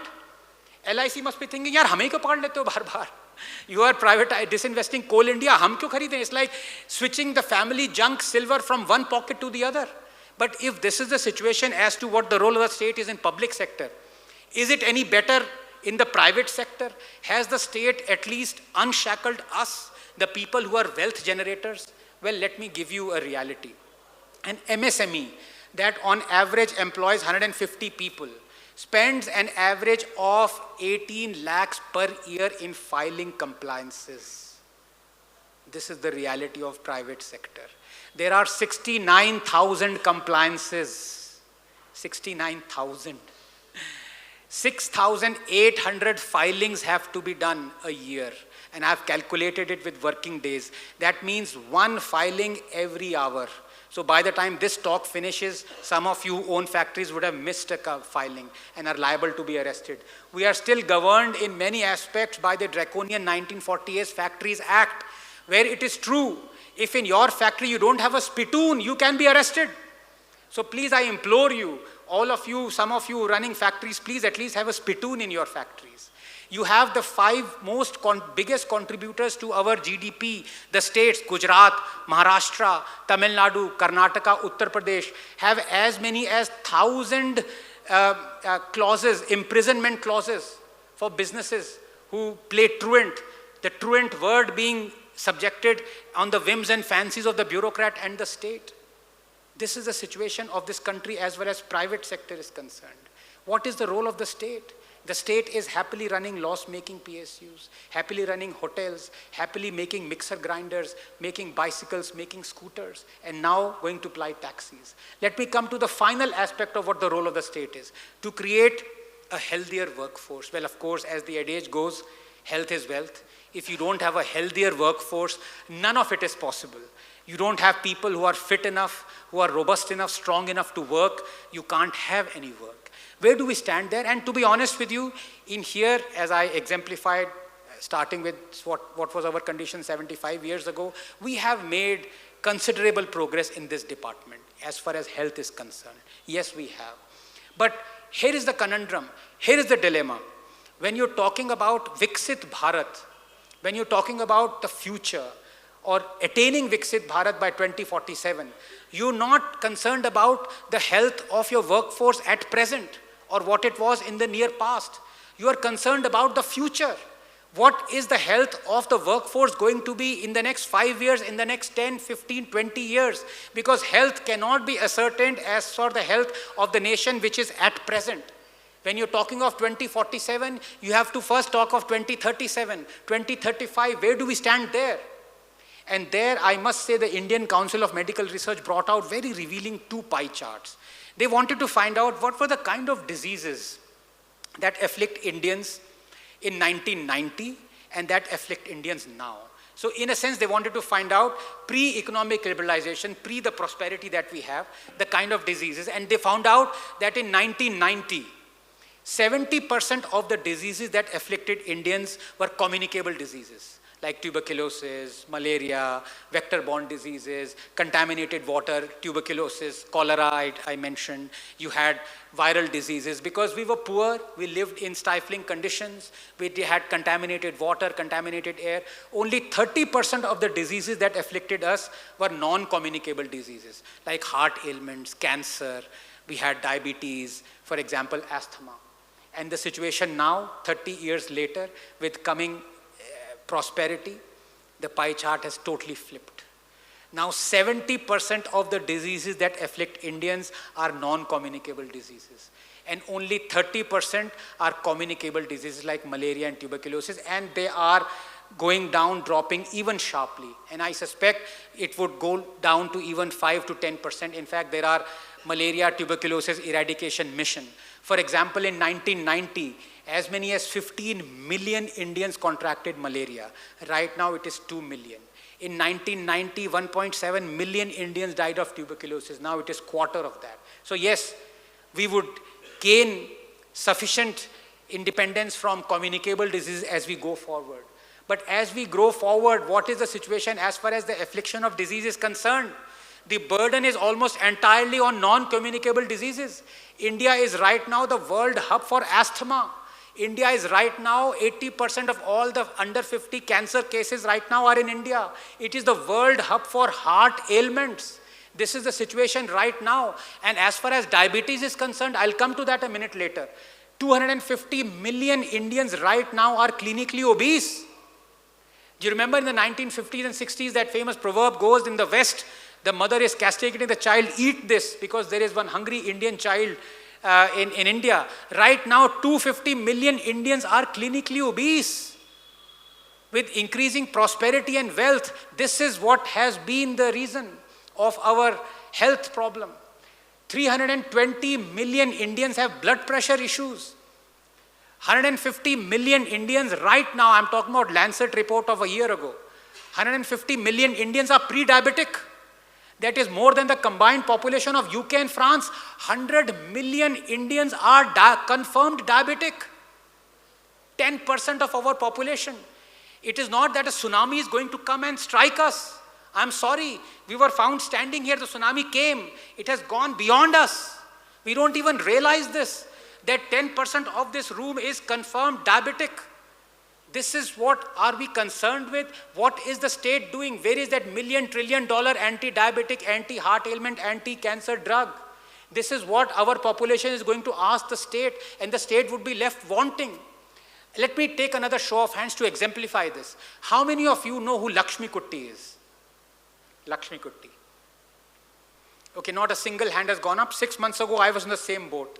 Even I didn't know who Lakshmi Kutty is. Let me tell you who Lakshmi Kutty is. Lakshmi Kutty is an 85-year-old frail woman who has dwelt all her life in the forests of Western Ghats. For 60 years of those 85 years, Lakshmi Kutty has been collecting medicinal plants and herbs from the forest. She has a cornucopia or a library of 500 medicinal plants that she uses to treat the tribals there. And in recognition of her exemplary service, the state decided to give her Padma Shri 4 years ago. So Lakshmi Kutty came to Rashtrapati Bhavan and she was taken in so much by the opulence. She said, this is not for me. Came bare feet. She returned to her forest. We should be having 100 Lakshmi Kutty natural product institutes. We should be finding out the single molecules that are there in each of the Lakshmi Kutty's 500 plants. Who knows? One amongst them could be a multi-billion trillion dollar anti-diabetic drug, anti-cancer drug, anti-asthma drug, anti-heart ailment drug.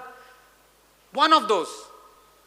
But if you believe that this is a figment of my imagination, that the state has no role to play in here, let me take another show of hands. How many of you know who 2UU is? 2UU. Okay, again, not a single hand has gone up. 6 months. Okay, one hand has gone up. That doesn't count because Amit reads a lot.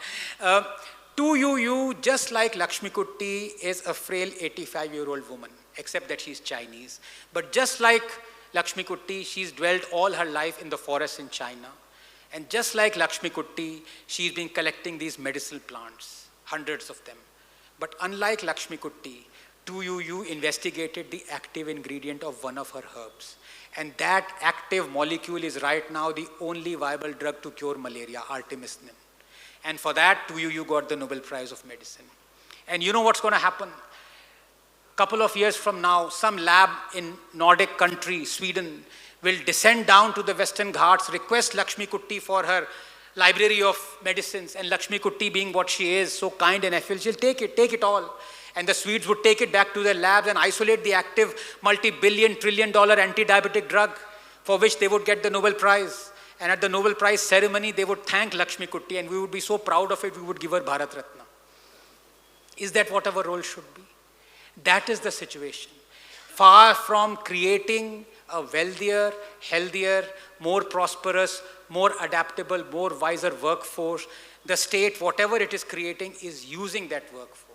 But ladies and gentlemen, if this is a confusion that I have elucidated that runs amok in the state, let us not escape the blame as well, because the next whatever time I have left, I want to concentrate on the confusion that envelops us as a people. Because that is, if not as important, possibly more important than the confusion that shrouds the state. Now, here, let me tell you that I am all for a welfare state. If India was not a welfare state, we would have wiped out tens, hundreds of millions of our people. Nobody wants that. Nobody wants a 50,000 GDP per capita of a gated community and the rest of 1,400 million people living on $2,500 as a GDP per capita. Nobody wants an island of prosperity in an ocean of despair. All of us wants to grow together. We want this healthier, wealthier, wiser workforce to be created. And only welfare can do that. Welfare is crucial for us. If Modi had not made 120 million toilets, did you know that every new toilet made has saved that household upwards of 50,000 rupees in health costs alone? And it transpired 6 months ago that it is saving more than 1 lakh infants certain life, escape from certain deaths because of those toilets, because they can escape those diseases. If Modi had not given 100 million Ujjwala gas connections, did you know, in fact, I didn't know this, that the biggest reason for infant mortality in India is not some disease. It is household pollution. It is when mothers are cooking, blowing that pipe into that chula. That is the reason. 100 million gas connections have saved 150,000 lives every year. If Modi had not supplied 110 million tap water connections, did you know in the last 5 years, diarrheal deaths under 5 have been slashed by half? Welfare is crucial. 600 million Jan Dhan accounts to give economic upliftment, 430 million Mudra loans, 380 million Ayushman health cards, 70 million of Indian population treated, more than the population of UK already treated using those health cards. It is crucial. It allows us to survive, allows us to thrive, to make us healthier, wealthier, wiser. That is the part and parcel of growing together. Welfare is crucial, and the biggest achievement since we attained independence, according to me, was that 1 billion Indians were vaccinated twice over within a year. That is what welfare can achieve. So welfare is important. But the fact of the matter is, welfare is only possible in a capitalist state. Socialism is not possible in a socialist economy. You need to generate that money in order for you to then distribute it, spend it. And that is the reason right now I am all for welfare. But the point is, where we are going right now, we have blurred that line between what is welfarism and what is freebieism. And unless we as citizens understand what is welfare and what is freebie, forget about 2047, we're not even looking at 2097, India being developed. And I'll tell you why. Because I like to take a show of hands, even though I might be sounding a bit patronizing out here. How many amongst you love your families? Please raise your hands. Of course, all the hands have gone up. Thank you very much for that. How many of your families are in debt? Okay, not a single hand has gone up, right? Again, at the risk of sounding patronizing, let me ask you another question. How many of you love India? Please raise your hands. All the hands, that hand hasn't gone. You're not communist by any chance, sir. You're not from JNU, are you? So all of you love your families. None of your families are in debt. All of you love India. Then why the hell are you so comfortable with India under a debt of 260 lakh crores? How can you sleep at night when you know that the states have ratcheted up a cumulative debt of 85 lakh crores? Why are you as citizens not bothered about it? This is the situation we are facing. We are facing a certain calamity if we do not draw this line between what is freebism and what is welfareism. And it's not that easy to draw that line, let me warn you. Because for a politician, everything is welfareism. Every freebism, he'll say, well, this is welfareism. How dare you come and say this is freebism? And sometimes it is quite difficult, especially for middle class and people of our socio-economic strata. Because people who pay indirect taxes, when they are given a subsidy of 1,500 rupees per month, the poor people, we immediately say that is freebism. But when Nirmala Sitharaman cuts your tax slabs, you never think of it as freebism, do you? You think of it as growth in the economy. So money in your pocket is not freebism, it is welfareism. But money in somebody else's pocket is freebism. I'm just trying to tell you that might be 19 or 20, as they say, 6 of one, half a dozen of the other. But it's not that easy to draw that line. Every citizen has to draw that line. I myself have tried to draw that line, and let me help you out in there, at least tell you what my line is. What do I mean by these definitions of what freebism and welfareism is? According to me, welfareism is spending taxpayers' money in national interest, as I've already delineated the kind of healthier, wealthier, wiser workforce. And according to me, freebism is spending taxpayers' money against national interests. So welfareism is pro-national and freebism is anti-national. Let me give you a few examples of what I believe is freebism so it will be very clear to you. Because this is really a confusion that shrouds us. Every political party, when it goes for elections, promises that it will send the senior citizens of its state onto free pilgrimage. Why, bhai? Kyun? Why are you sending people off to pilgrimage at our expense? Erstwhile, Aam Aadmi Party, Kejriwal promised Delhi citizens free trip to Dwarka. You had Samajwadi Party, free trip to Ajmer. Tens of lakhs of people go to, for example, you had BJT promising to Jagannath Puri, Congress to Meenakshi Madurai temple, and BJP is also not immune to it. In Nagaland, BJP promised its senior citizen free trip to Jerusalem. Ayodhya छोड़ो कह रहे हैं Jerusalem ले जाएंगे लोगों को पता नहीं था जेरूसलम कहाँ है why this is our money and you are using it too for anti-national purposes, for placating your vote bank, for appeasement.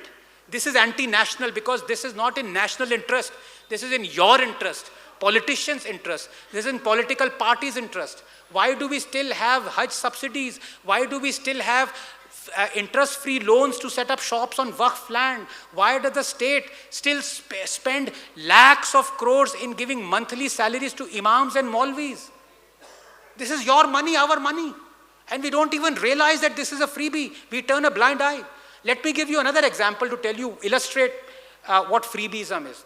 In the last 10 years, the central government has spent 8,000 crores in government ads. When Kejriwal was governing Delhi, in the last 3 years, the Kejriwal government spent 1,200 crores on government ads.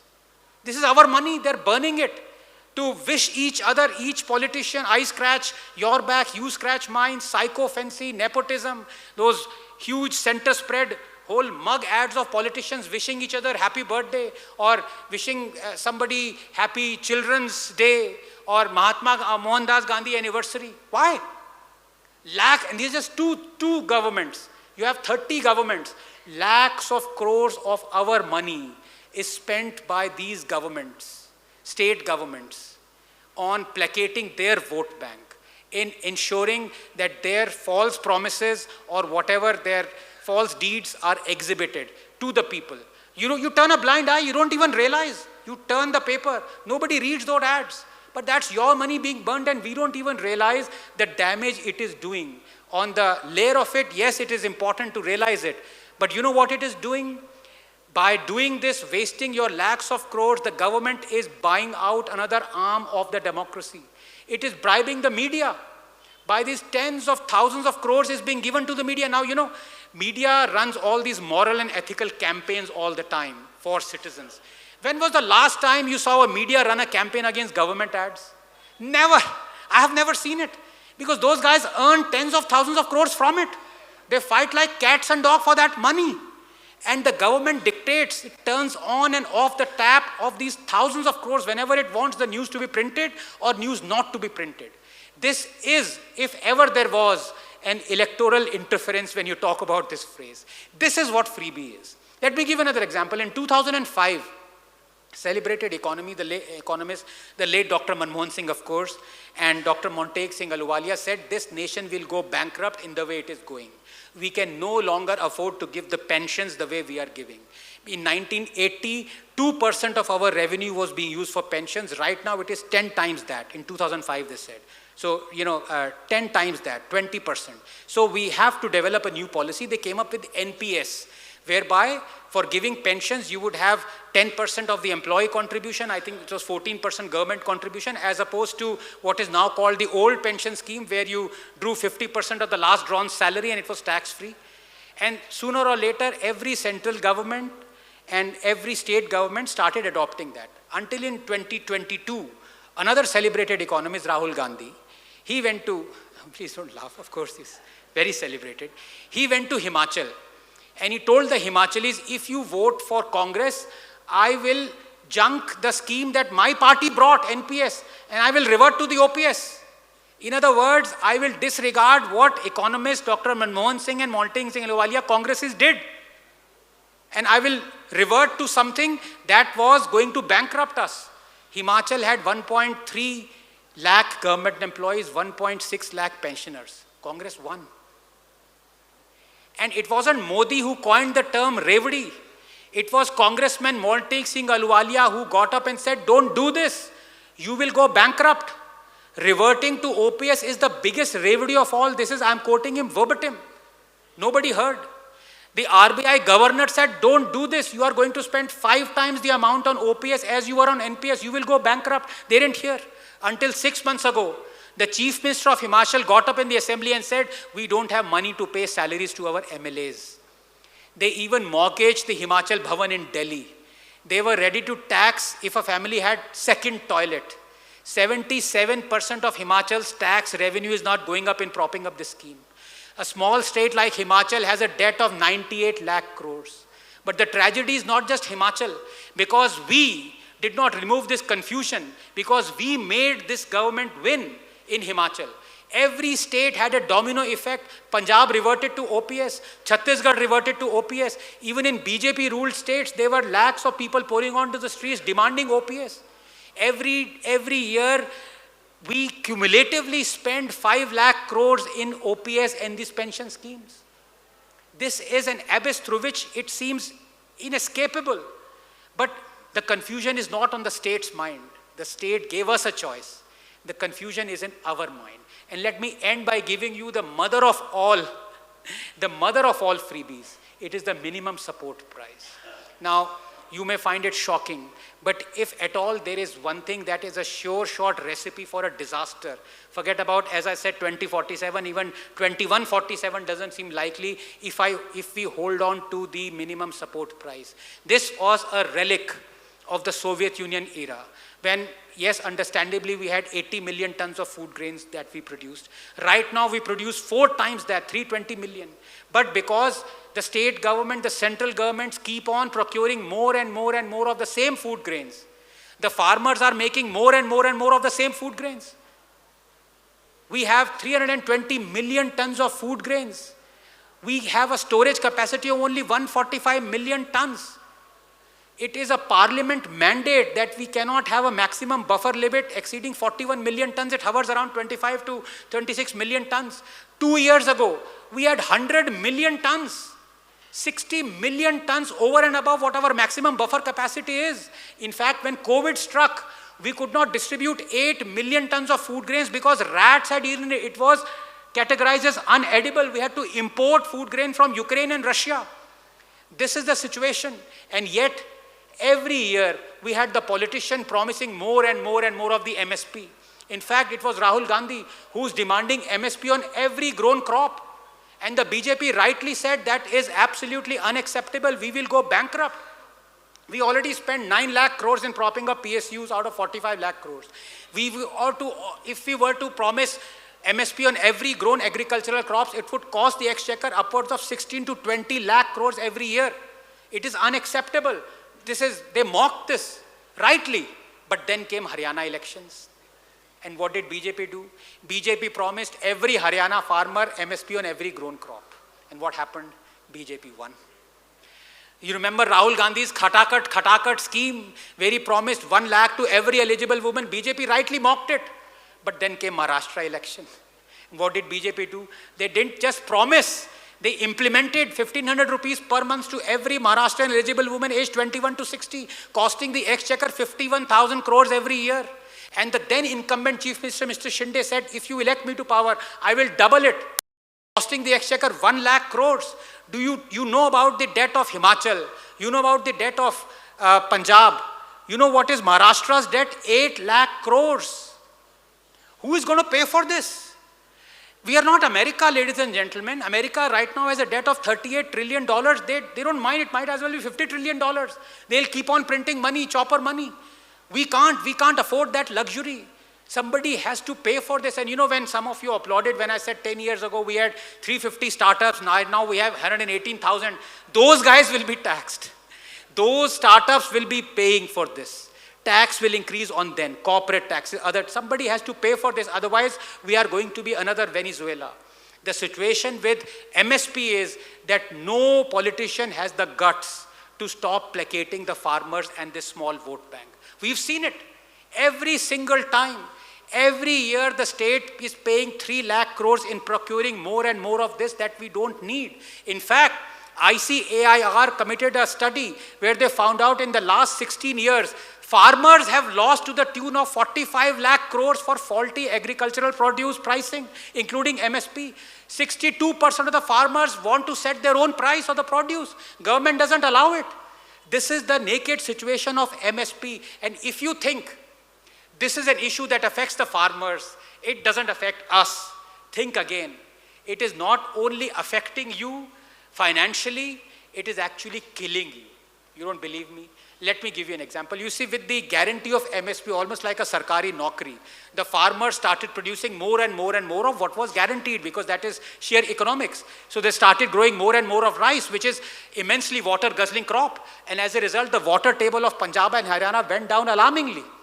And for once, the politicians were alarmed, and they set out a law. And the law said you cannot sow rice unless it coincides with the onset of monsoon.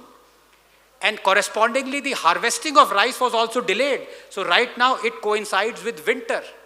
Now, last November, the air quality index of Delhi was 999. The acceptable air quality index should be 30 to 50. And it was only 9, I am from Delhi, it was only 999 because the meter only has 3 digits. Maybe it was 4,000, 5,000. Why? Because the farmers of Punjab and UP and Haryana were burning 30 million tons of rice stubble to have a turnover so that they can grow another crop. Let me give you an assessment. Every year, an average of 50,000 to 60,000 farmlands are burnt with the onset of winter. Burnt. An area of 17,900 square kilometers is on fire. 12 times the size of Delhi, right next to Delhi, every day for a month. This is the reality. All over India, 98 million tons of rice stubble is burnt. The amount of carbon dioxide emitted through this is 149 million tons. The amount of carbon dioxide emitted through all Indian transport, 240 million tons. Just by something which is totally avoidable, we are contributing 149 million tons of carbon dioxide. We are spending right now 150 times more on curing respiratory diseases resulting from rice stubble burning than had we procured those happy seeder machines that would take out this rice stubble in an eco-friendly way. The amount required for that, $70 million, that's all. And the ad budget of the governments of Punjab, Haryana and the central government, $1,300 million. That is why I say we were a banana republic ever since we became a republic. But ladies and gentlemen, हमें तो बनाना Republic से Republic बनाना है. If we ourselves do not remove this confusion that shrouds us, that shrouds the state, how on earth are we going to go from hopping on from the treadmill to the Travelator? I shall end there. Thank you so much.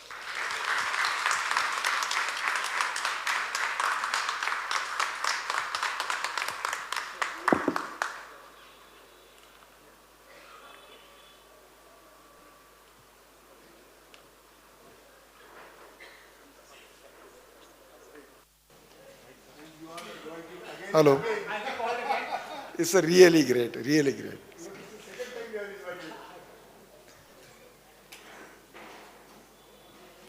Please, sir, please. All dignitaries are requested to be in the dais. Please. Yeah, I know. Oh, yeah, I know. Please, एक minute. या भाषणावर मला वाटतं काही न बोलणं हे जास्त चांगलं, कारण इतक्या चांगल्या पद्धतीचं असेसमेंट ज्याला आपण म्हणू, हे आपल्या सगळ्यांच्या समाजाचं किंवा देशाच्या एकूण पद्धतीचं होणं हे गरजेचं होतं. आणि इतिहास मंडळाच्या व्यासपीठावरून हे पहिल्यांदा होतं आहे असं मला वाटतं, कारण आपण इतिहासाशी संबंधित बोलतो, परंतु आज देशाच्या संदर्भात बोललं गेलं, हे खूप छान झालेलं आहे. यानंतर आजच्या कार्यक्रमाचे अध्यक्ष आणि मायदेश फाउंडेशनचे संस्थापक, की ज्यांच्या दातृत्वामुळे, ज्यांच्या दूरदृष्टीमुळे आणि ज्यांच्या कमिटमेंटमुळे आजचा हा दिवस आलेला आहे. आणि हे जे काही पुनरुज्जीवन मंडळाच्या या सभागृहाचं आणि इमारतीचं झालेलं आहे, त्यांना मी मनोगत व्यक्त करण्याची विनंती करतो. जी हां. आणि यानंतर दादासारखं मला आठवण करतायत की आज पाडवा आहे, नवीन वर्षाची सुरुवात आहे. त्यामुळे मंडळाच्या वतीने आणि मायदेश फाउंडेशनच्या वतीने आपल्या सर्वांना स्नेहभोजनाचं निमंत्रण यानंतर, या कार्यक्रमानंतर असेल, हे आग्रहाची विनंती, या स्नेहभोजनाचा आस्वाद घेण्याची. धन्यवाद. माननीय Shri Joshi sir. Thanks. Namaskar. Now I can talk with this. So looks like we are going to invite you third time. It was a pleasure to hear you. I would say that it was a master class that he gave. It should be recorded, should be translated into all 16 languages, should be shown to all the babus, which are IAS guys, and Amdar, Khasdar, all of those people who decide and who are the lawmakers, really. I mean, the statistics you provided, it is beyond the master class, actually. This should be a YouTube that is translated immediately in all languages and should be shown where we are, actually. Because I am always concerned, literally, I mean, let's say that our team and my BISM did this place, I call it Island of Excellence, okay? But how many few of these are going to be there, and the rest of the countries or rest of the places, I call it Bakal, totally, you know? I mean, think about simple things. I always think you start from where the express highway ends and you go all the way up towards, say, 25 kilometers. Take a look at the service roads. After 9 years, they're in pathetic condition of your Pune-Bangalore highway, you call it, right? I mean, examples and examples. There is a group here which I have been a kind of member called TIE, Indus Entrepreneur, for many years as a charter member. About 5 years ago, I showed pictures of 10 underpasses of this particular highway, saying that it absolutely in pathetic condition. Should we not, as the CEOs, reflect on this and do something about it? I mean, there are examples and examples where things are not finished at the ground level. You give a contract, there is no oversight on that, you know? I mean, there should be not only masterclass, I would call it SOP, the standard operating procedure should be there for many of these people who literally govern our life here, right? And put us into a dilemma. I'm suffering from what you said, respiratory problem for the last 10 days, and I cannot get rid of it, really. Anyway, thanks all for coming here. It is my pleasure to see this Nutanikaran or renovation has gone well.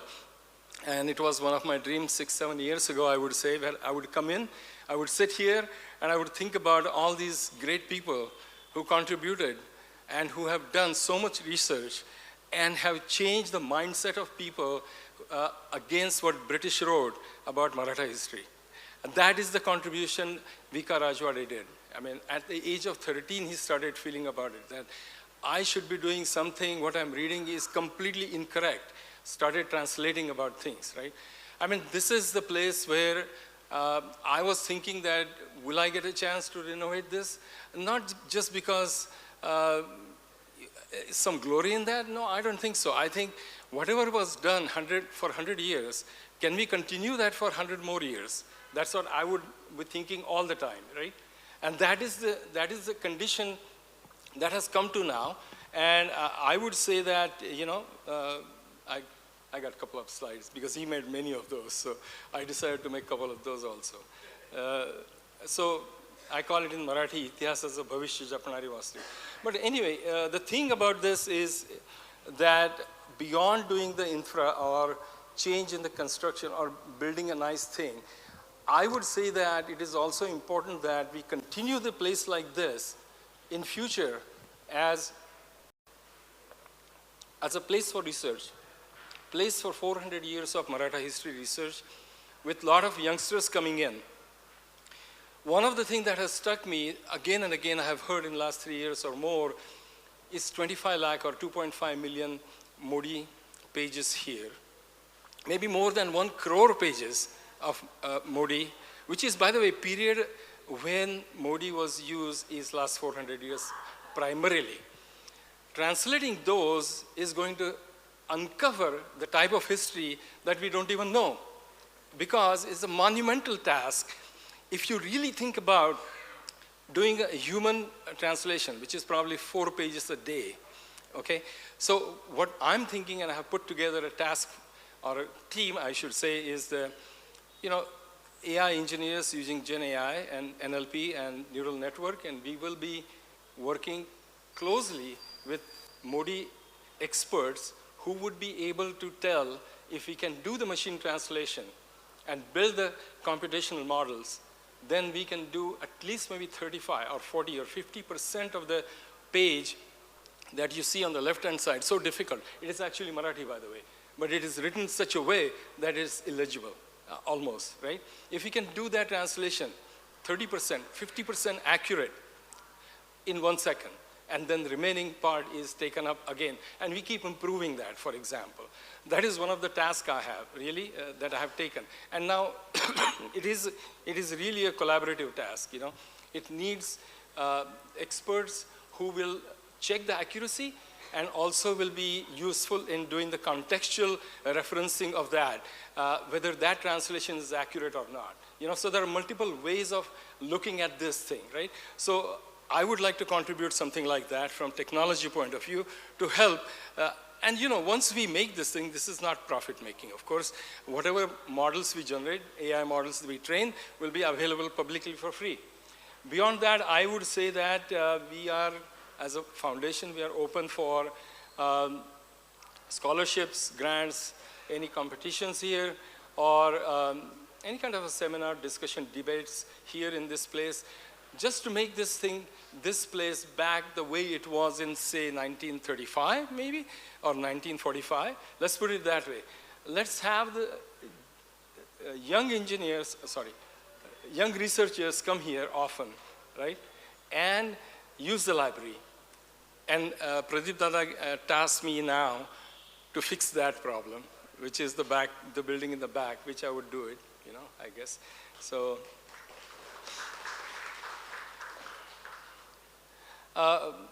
just wanted to mention Hemant and our team, they got good awards for this building, Gives Award and then ISA Award, which is accomplishment for the quality of work.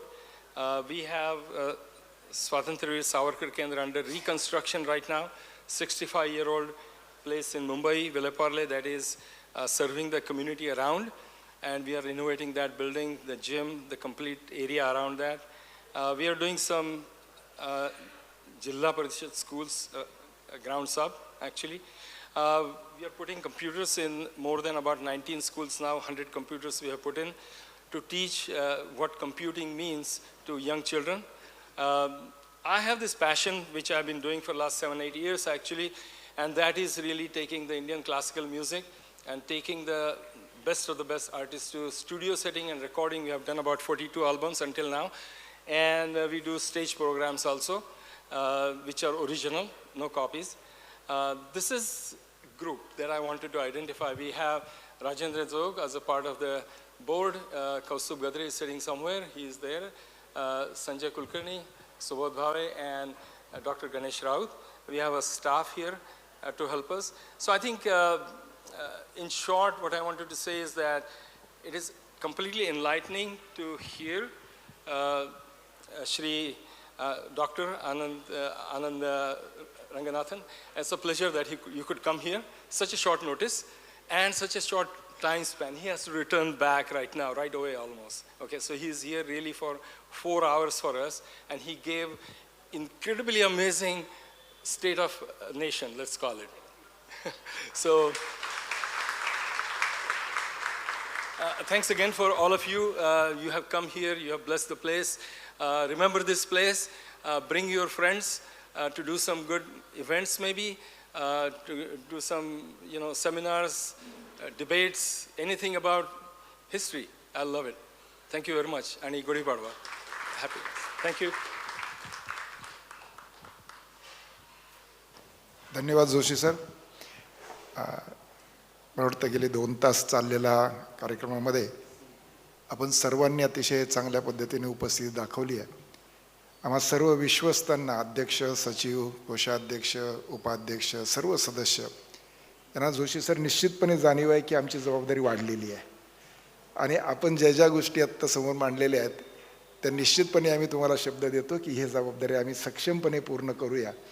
आणि या इतिहास मंडळाचं जी काही वैभव आहे ते वैभव असंच पुढे चालू ठेवण्यासाठी, टिकवण्यासाठी आम्ही सर्व परीने प्रयत्न करू, हा शब्द निश्चितपणे आपल्याला या निमित्ताने मी देतो. पुन्हा एकदा सर्व अतिथींचं, रंगनाथनजी, त्याचबरोबर जोशी सर, व्यासपीठावरील सर्व मान्यवर, राजन, त्याचबरोबर हेमंत आणि इतर सर्व आपण मान्यवर या निमंत्रणाला मान देऊन या ठिकाणी आलात त्याबद्दल मंडळाच्या वतीने आपल्या सगळ्यांचे मी मनपूर्वक आभार मानतो.